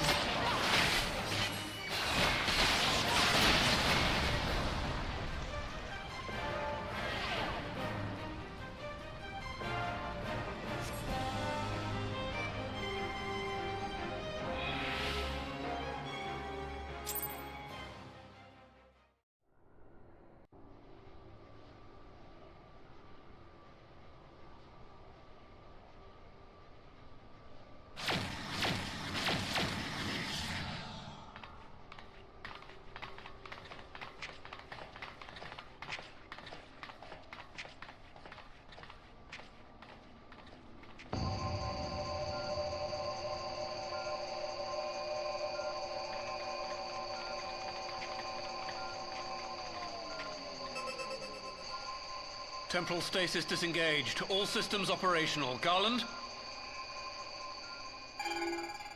All clear on this side. It's waking up.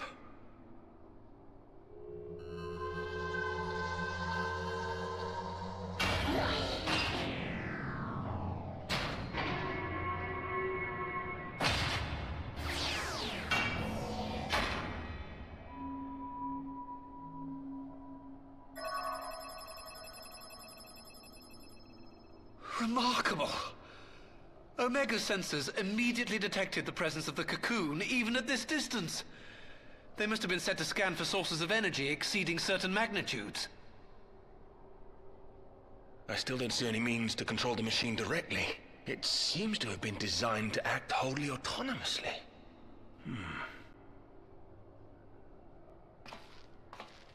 Once we release Omega, we can be fairly certain it will attempt to capture the Primal at Belsar's wall. Assuming its mission is successful, our only option at that point will be to re-engage its stasis system and put it back to sleep.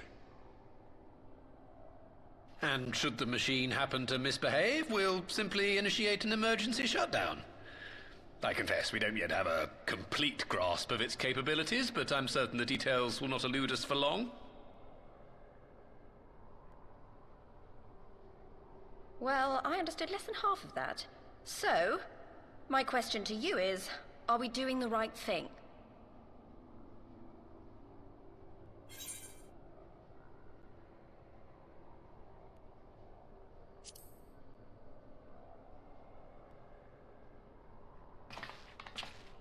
What do I think?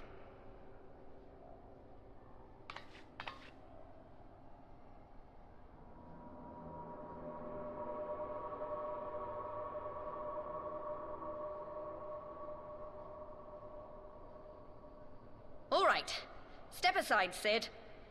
Is this the thing I need to press? Yes, that's the one.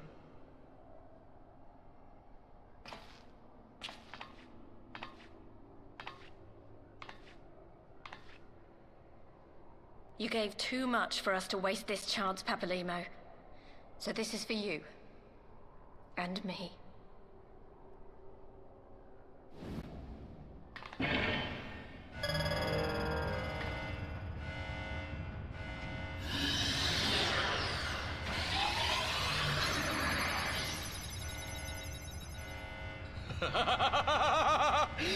Yes! Fly free, my pretty! Show us what you can do.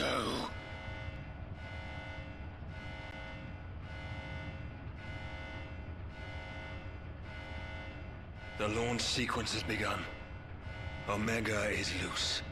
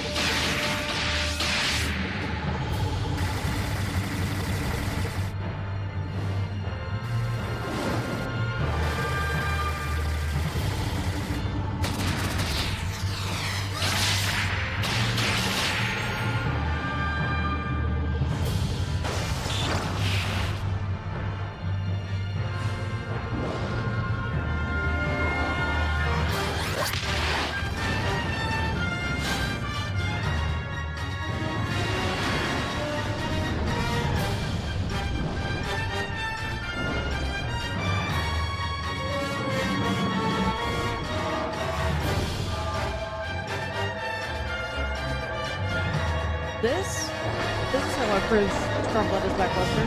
I'll get there. Give me time, I just got here.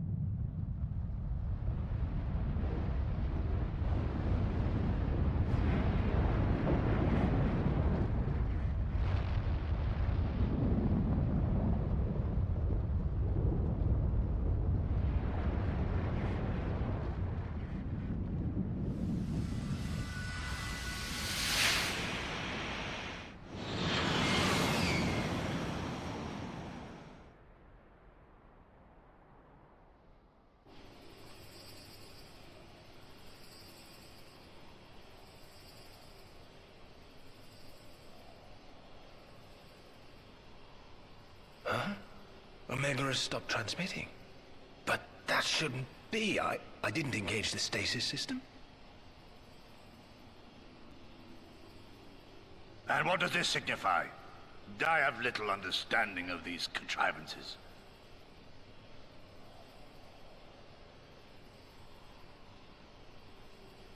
The launch went exactly to plan, but all signals emanating from Omega have ceased. This may indicate any number of things, but we will need to join the Scions out in the field if we are to ascertain which one.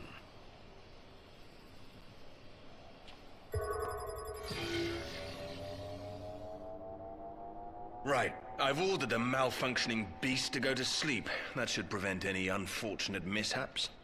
I suggest we make our way back to Gridania.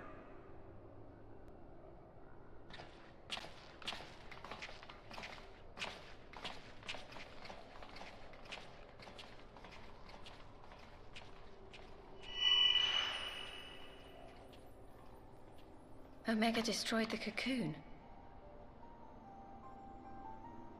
Papalymo's spell is fading. It was bound to his ether, you see. And if the connection is broken...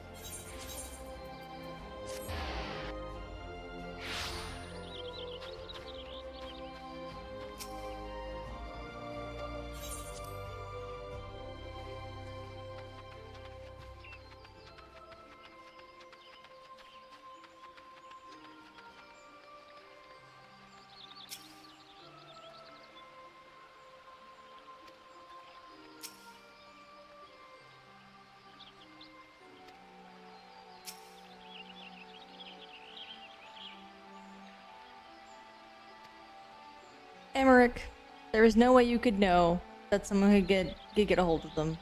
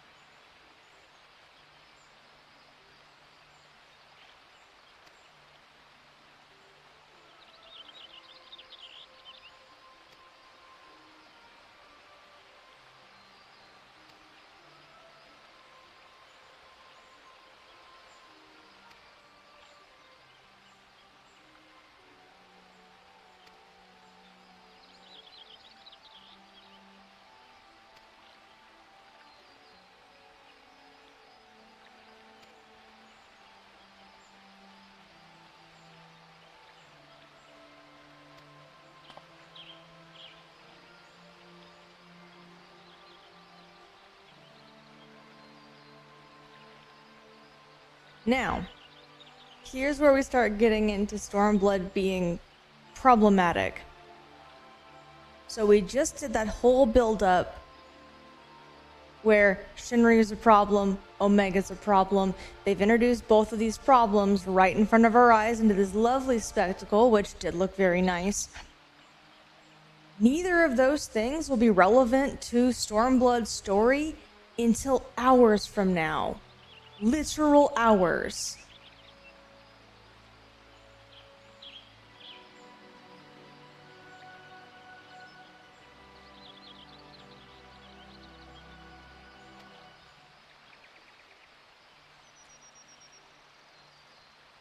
Well, not even that. Okay, so you're like, so they said, oh, we're gonna go look for it, right?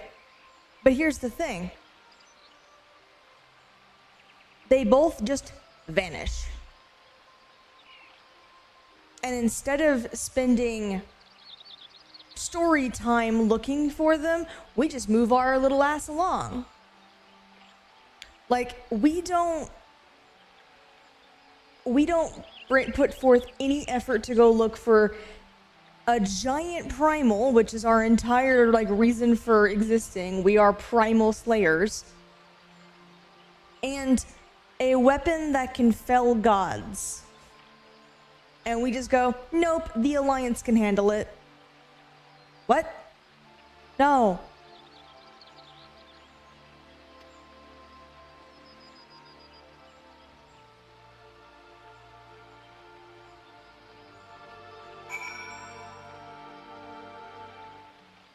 So, when crafting a story, so you can think of the expansion before, like the end of the previous expansion, which is where we are. We are still in Heavensward. We've not hit Stormblood yet. This is the last quest of Heavensward.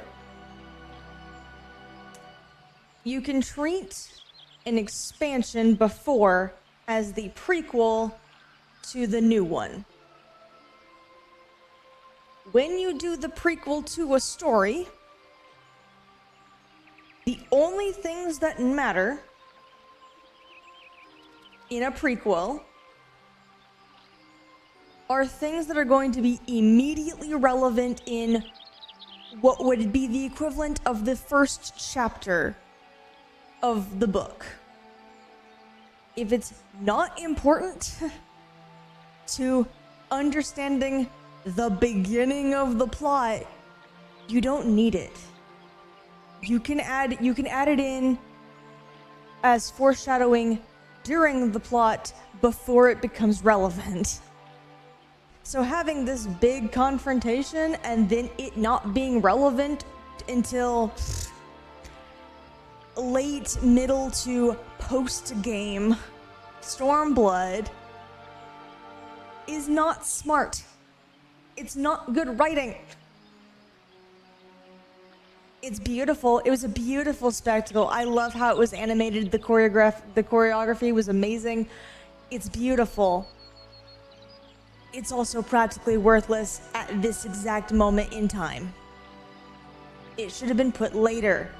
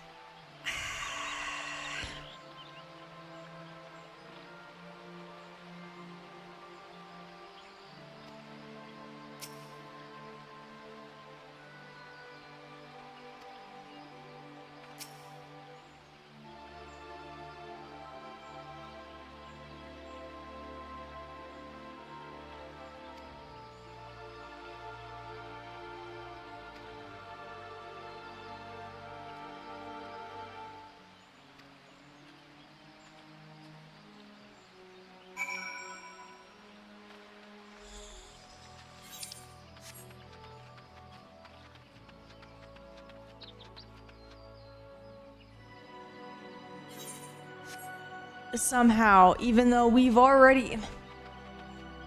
Okay.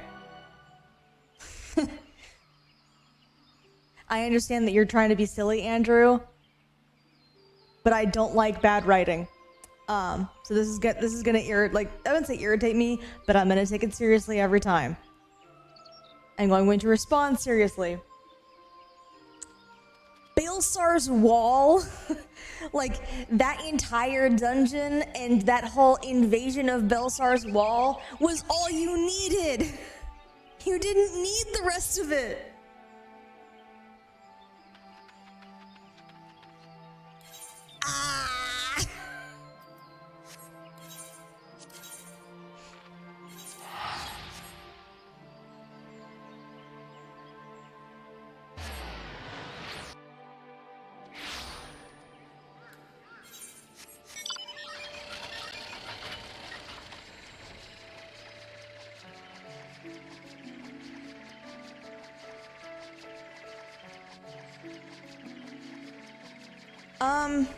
Alright, so before it was obviously Shinryu, right?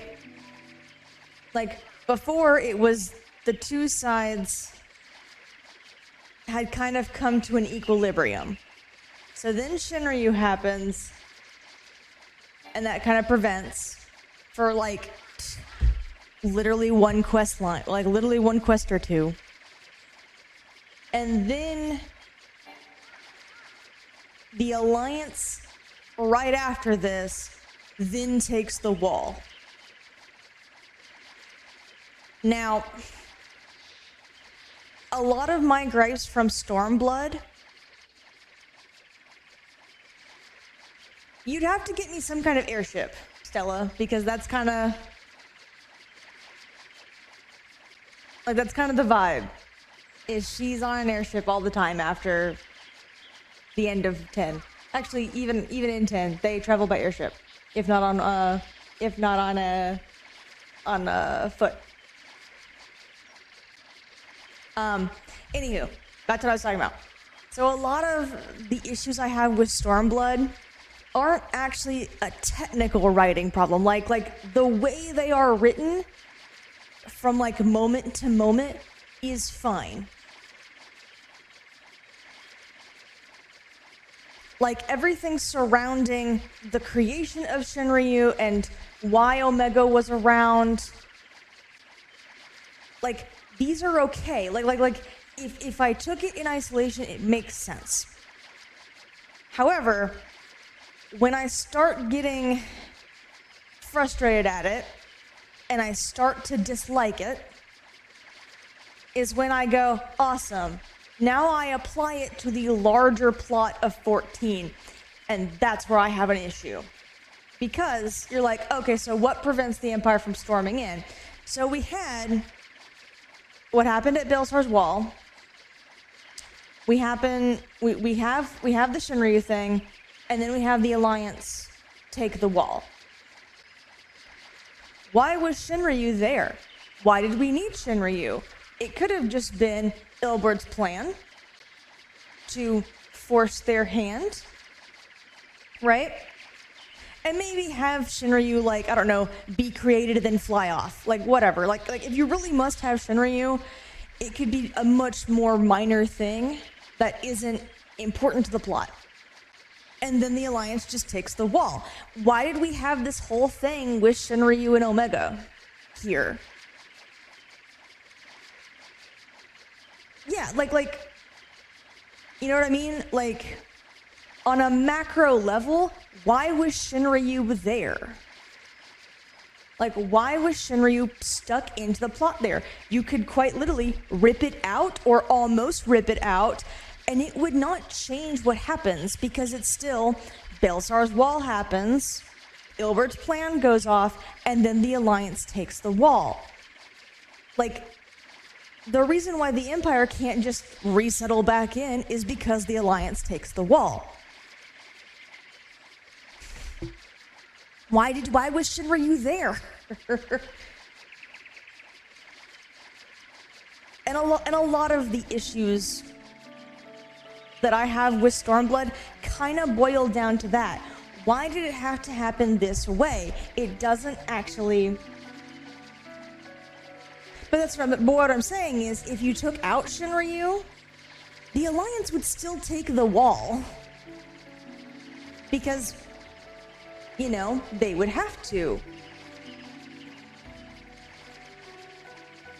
That's what I'm saying. Like if you ripped out Shinryu, right? Like if you took out that excuse, there's still a ready-made excuse right there in the plot. You don't need Shinryu.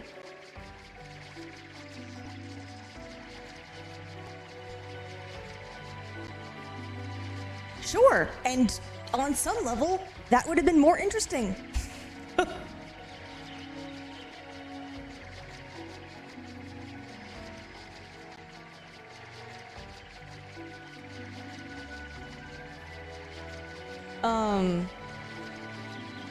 Now, again, I'm not gonna really harp on it too much. Exactly, like that could have been more interesting. Could you imagine? Like, can you imagine like them kind of going, all right, this has been done, our hands been forced, now we must take this wall, or Garlemald is going to invade. Like, doesn't that feel like it has more stakes? More impact? Anyway. But that's kind of a microcosm of my issue with... Yeah.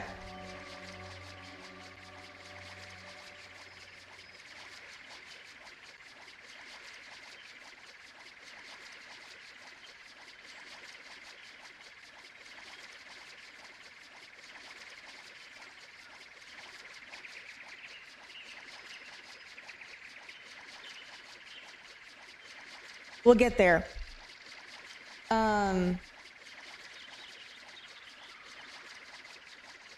But it's like...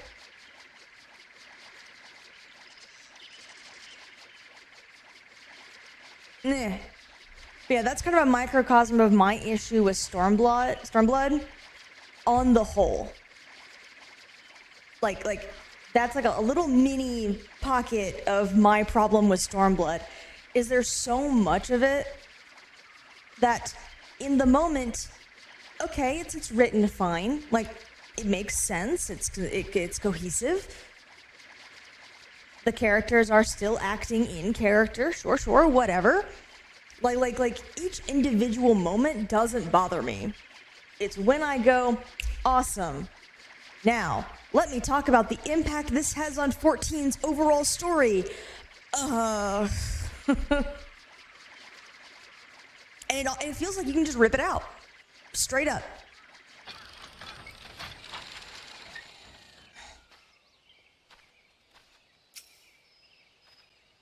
And that makes it real boring.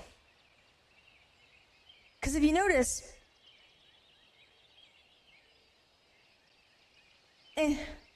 we'll get there. We're not there yet. We'll get there. I have different issues with Endwalker.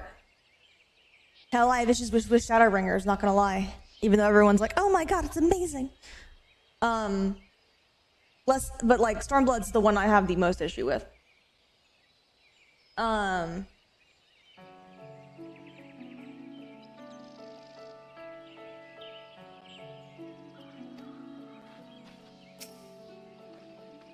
No, sure.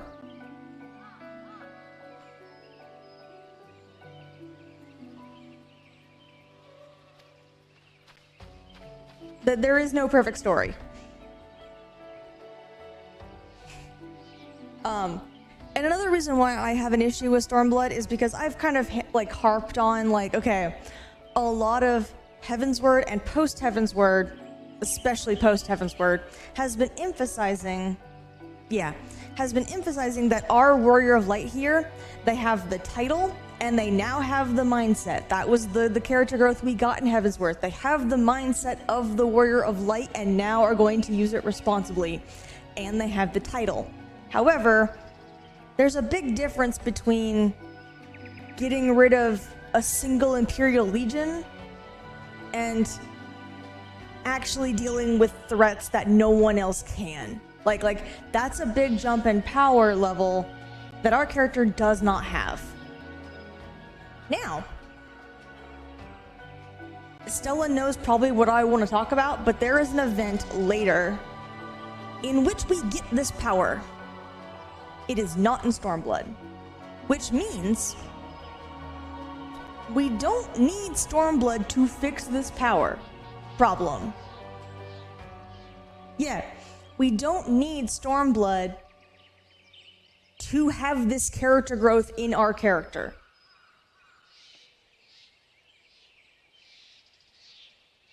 All of Stormblood is going to be our character basically just getting better at the power they already have, just being more efficient with it, which is fine, but you could do that in any expansion. Like, that's not unique to Stormblood. And remember, this story is about our Warrior of Light really living up to that title. That is the core of 14's story. If that's not being done, what are you doing? Anyway.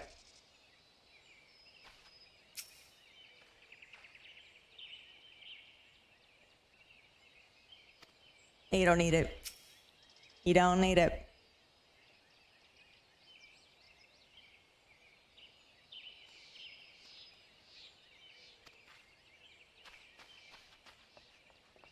Oh yeah, and I like that our character consistently kind of goes, oh yeah, I might be the Warrior of Light, but I'm just an adventurer. Like our character without our input, stays in that mentality.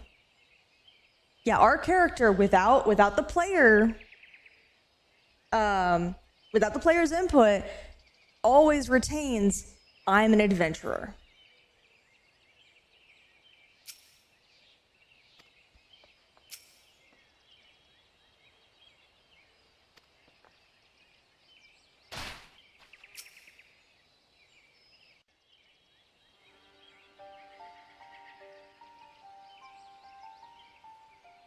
My friends, I cannot well express how glad I am to see you both unharmed. They say that Omega's clash with the Primal shook the very firmament. You need not have worried. The battle took place far above the ground. We were able to observe in relative safety, though I'm given to understand that there were casualties on the far side of the wall. It was like watching a nightmare unfold before our very eyes. Ilburd's primal manifested in the form of a colossal dragon, a being of pure violence. It burst forth from the cocoon with such terrible force. That such a horror should spring from the eyes of Nidhogg comes as no surprise. Nor do I wonder at its form. Ilberd all but announced it in the moments prior to his death. Plainly, it was his dying wish to visit a second calamity upon the Empire.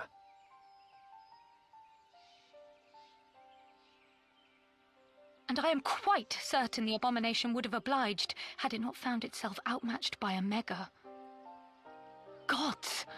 I am no stranger to the works of Allag, but even I was unprepared for the machine's furiosity. It beggared belief.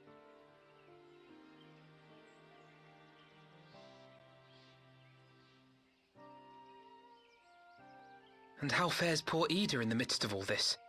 Have you spoken with her? She is up on the platform, lost in thought. We deemed it best not to disturb her, but mayhap she would welcome some company after all. Shall we?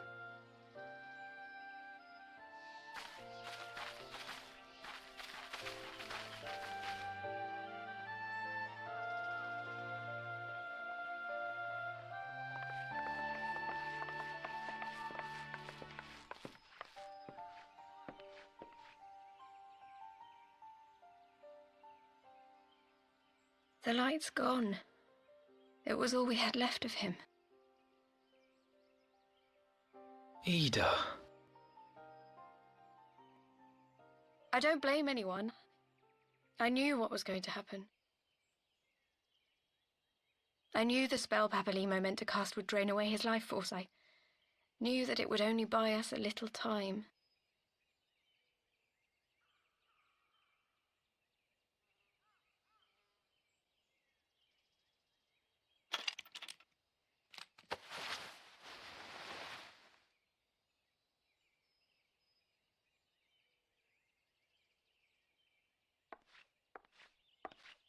Ida, there is no need to explain.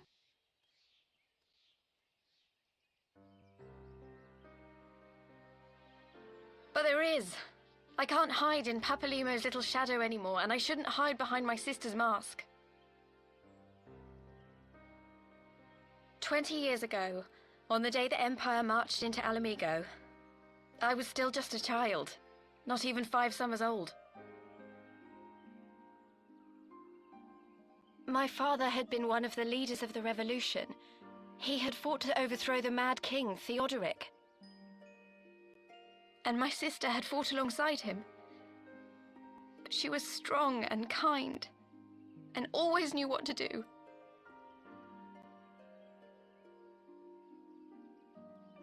But when the Garleans came, everything changed. My father went to war against them too, and I never saw him again. After that, I remember a lot of running. My sister dragged me for malms and malms until we came to the city of Charlian. That was where she met Master Louis Soir. He introduced her to the Circle of Knowing, and she eventually became an Archon. She was your inspiration. Is that not why you took up her mask and her name? Or did you simply mean to continue what she had started?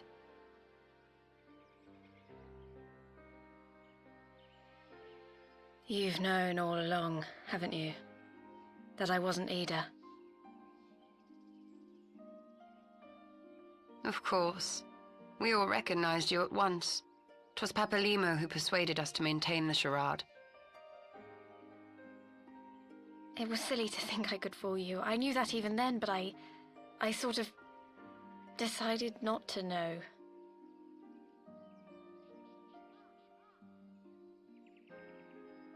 Ida died 6 years ago, on a mission to smuggle refugees out of Alamigo. They say she was overwhelmed by Imperial soldiers when she stayed behind to save a little girl. She was so strong. There must have been a lot of them.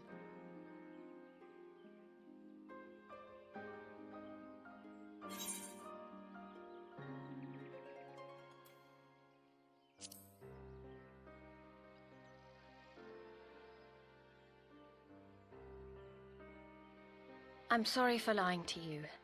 My real name is Lise.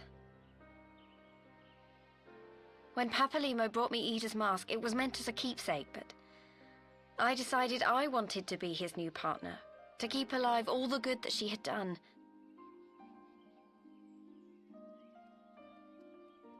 I didn't want to become Ida, exactly.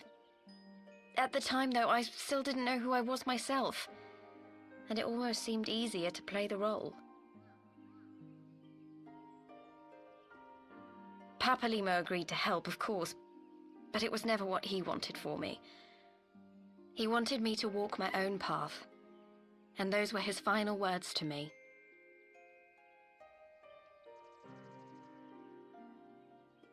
The Archon's mark he gave me is faded, and my last excuse along with it.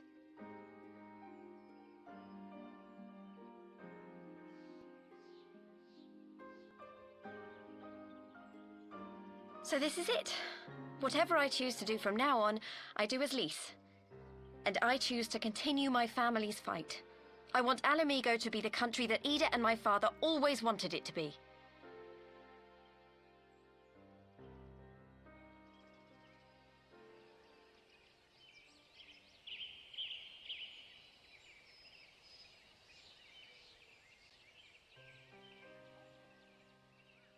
War is upon us once more.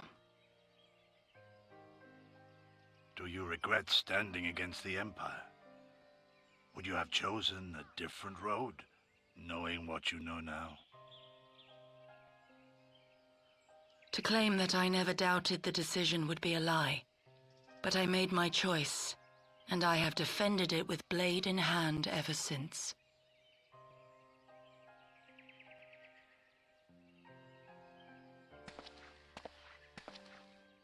The battle continues, and our steel is needed. Come, Shadow Walker, we leave for the east, for Doma.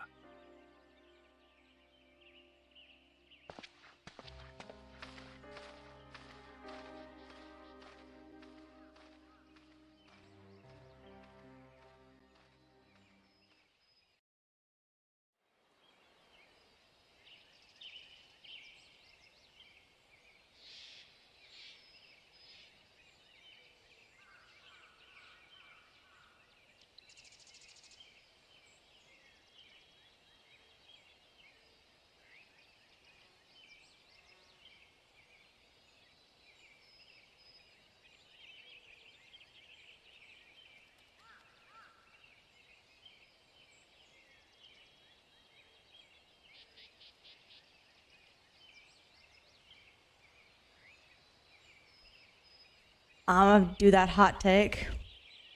I don't mind Lise as a character. Lise is fine.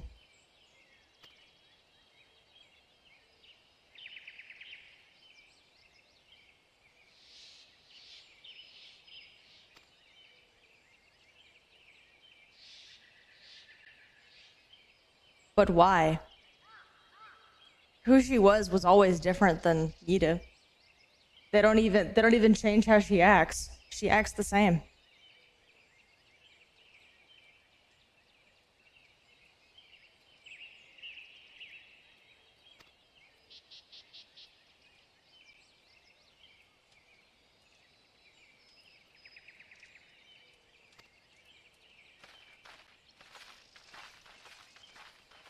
Like, I'm not gonna sit here and say that she's amazing as a character. Like, she's functional, she's fine. Again, a lot of everything in here is functional and fine. But, like, she hadn't done anything that's truly tragic.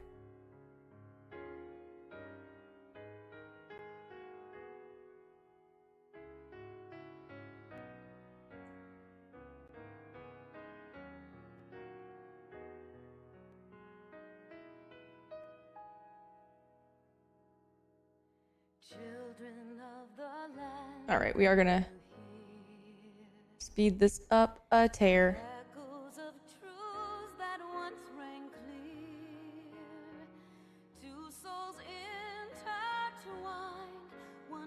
Oh, who knows?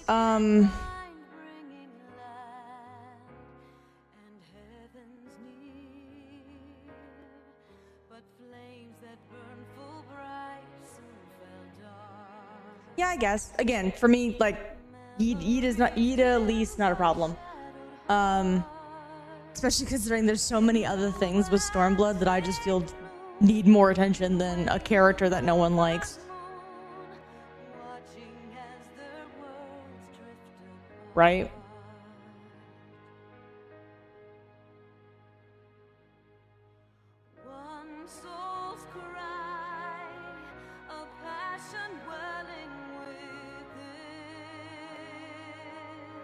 Oh, whereas I'm like, nah. You have your reasons. You do your thing. 100%. Right? I can't believe it. This character that's been gone for most of the game at this point is a different character? No.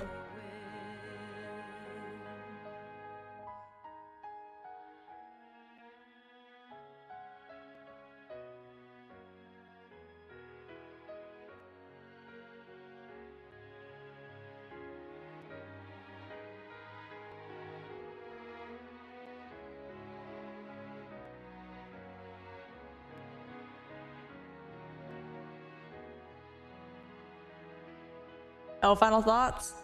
I mean, it's my second favorite. It was my favorite before Dawn Trail, but it's my second favorite. It's the one I think does the best job. Kind of across the board.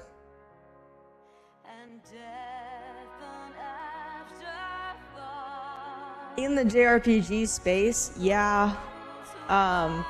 Having the church be evil is kind of normal. Yes, it is. I think it's the best written, and I think it's the most interesting in a long time.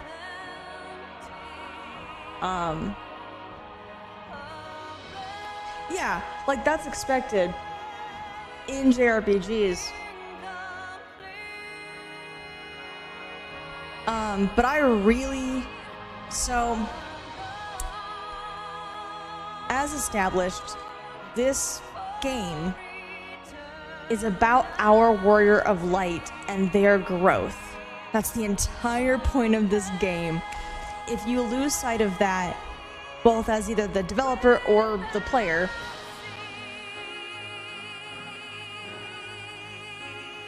yeah, I've had 2 in a row. Oh man, just hot take hour.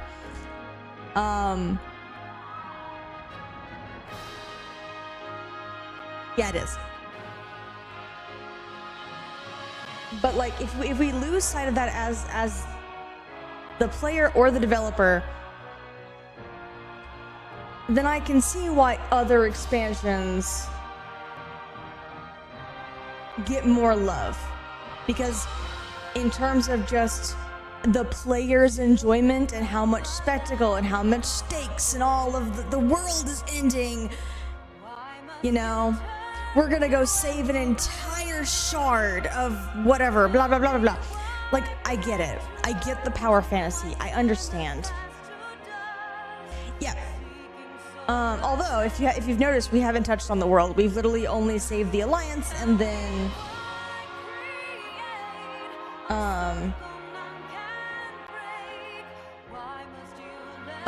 but the Alliance, and then only the city-state. Well, not even Eorze, it was just the Alliance. So it was literally the 3, and then it was Ishgard. And then it was all 4 of them for the ending of Heavensward. And I'm not going to talk about past that because we haven't gotten there yet.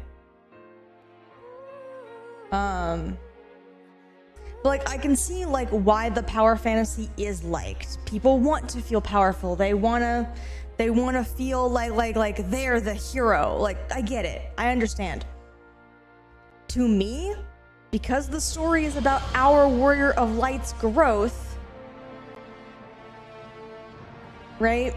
Like, it's about our Warrior of Light. It's the story of our character and how they grow and what challenges they face and how they handle these things. You know, blah, blah, blah, blah, blah, blah, blah. I actually find a lot of the expansions that everyone else loves to be boring. Because they don't actually explore our character very much. They just get to be the hero, and that, again, that's fine. But this is one of the few that actually digs into our character as a character instead of just as a vehicle for our power fantasy. And like,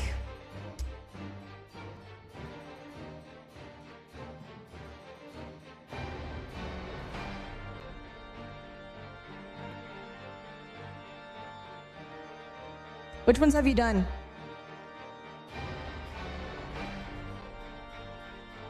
Dancer.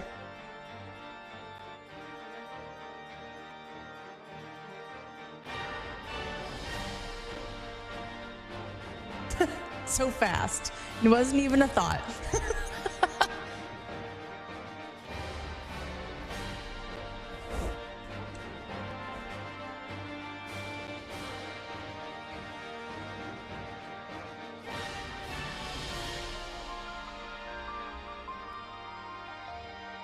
Yeah, no, White Mage is my least favorite job.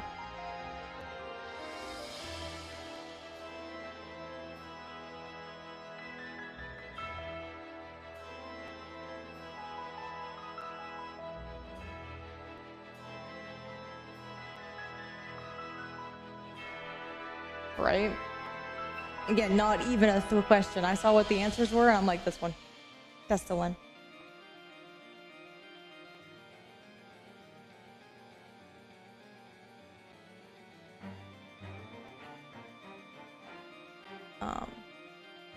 And again, like, I do want to stress again, like, I don't, like, if other people like the other expansions more, they are free to do so. I have no judgment for anybody for liking any expansion, including Stormblood. But my tier list is very different than a lot of people's.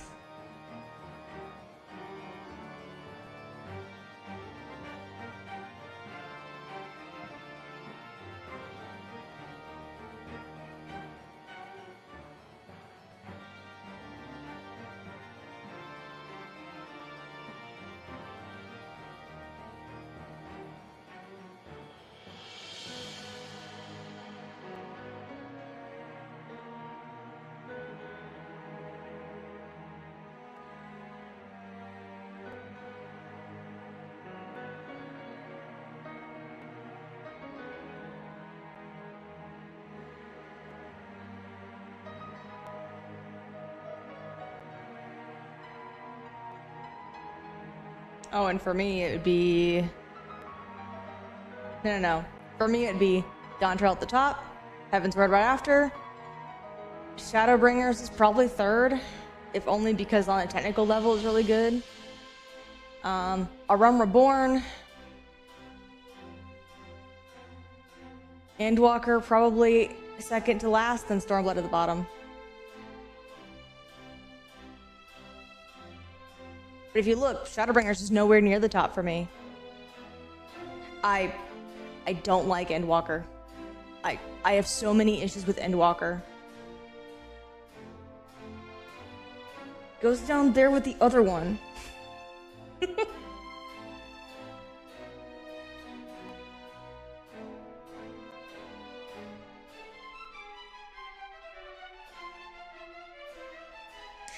So they've chopped A Realm Reborn in half. Like, but well, one they chopped down in half. But okay, so here's my counter argument. Just because I have recorded this and therefore I have measurable metrics, I can do this. So, care to guess how many videos were A Realm Reborn? How many was it? And don't go look, just guess.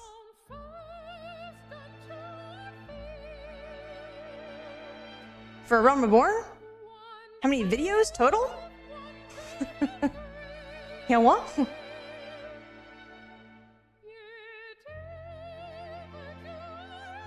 Well, each one's about 3 hours long, just like my regular streams.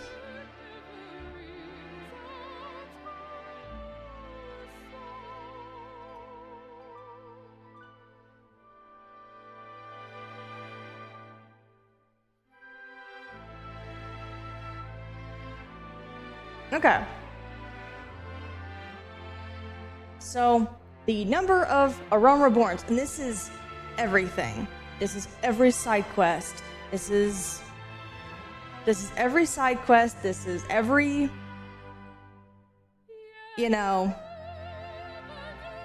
every little thing that I did in A Realm Reborn. Every dungeon. All the MSQ. It was 35 videos. Right? Now, this one I can't say guess because it literally has the number on the I went live. Heavensward here. This video, which is the end of Heavensward, as you see, is 33.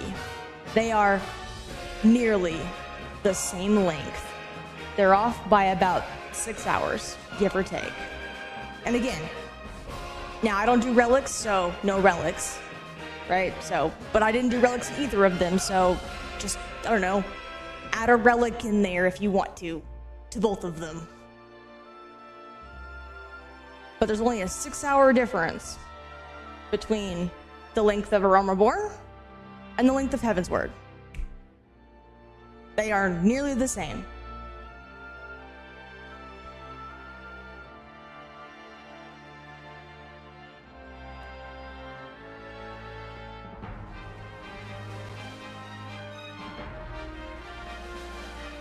And you could be like, oh, well, you did extra things in this one, or you didn't do extra things in that one. But this is a regular play experience. This is not like I tried to fix things. Oh, me too. Don't you worry. I did too. And there was a lot that they should have cut out much sooner. That is just kind of fluff. So I'm not saying that you're wrong for thinking that. Because yeah, it used to be a lot longer, but since being cut, no, it's not any, it's not too much longer than a regular, a regular expansion that came after it. That's true, but I do think that its length should not be what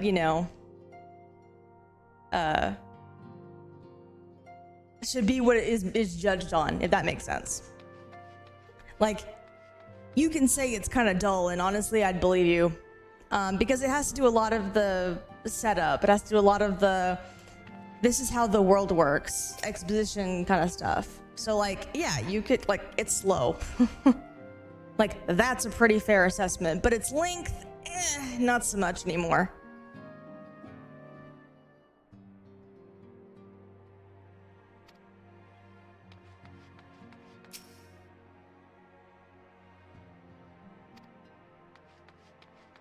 Oh, they're back.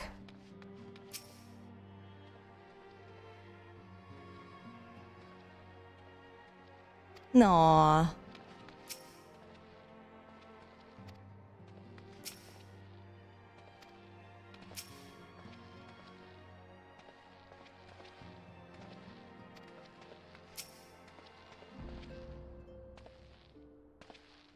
Hey, she's getting it.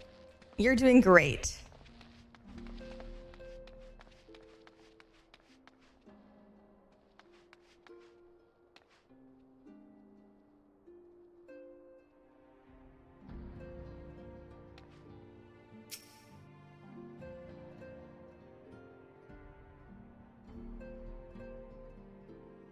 Well, and again, like I'm trying to say, like, I think that length should not be what you use as your ruler. It should be the quality of the writing. And yeah, it's slow, which is a fair criticism to make of A Realm Reborn.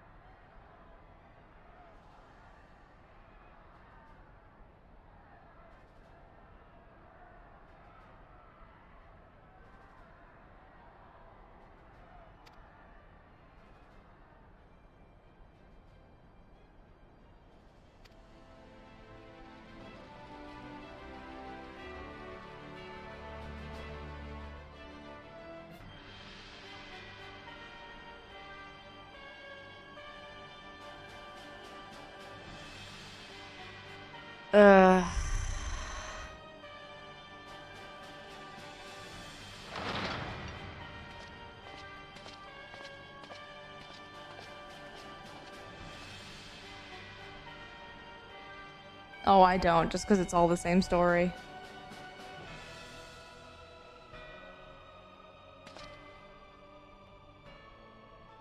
The Viceroy.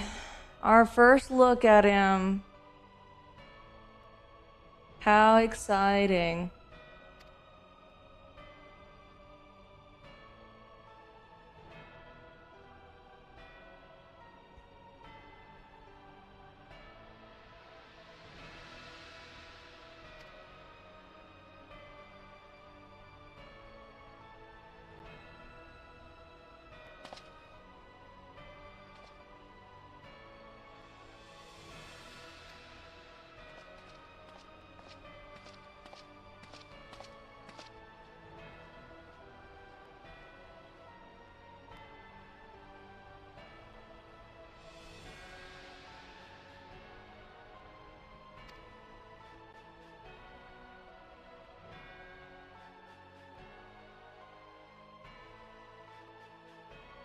I don't need a close-up of his mouth. Thank you, though. I guess for telling me he has a mouth.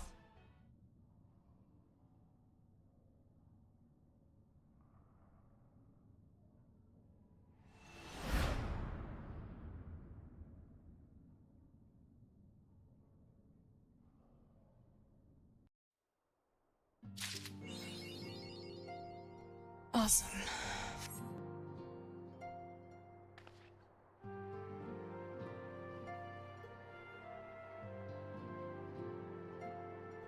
I will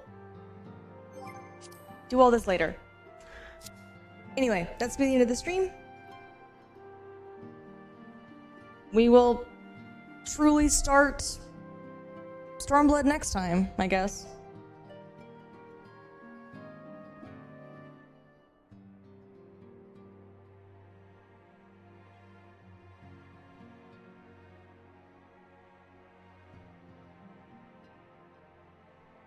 Have a good night, everybody.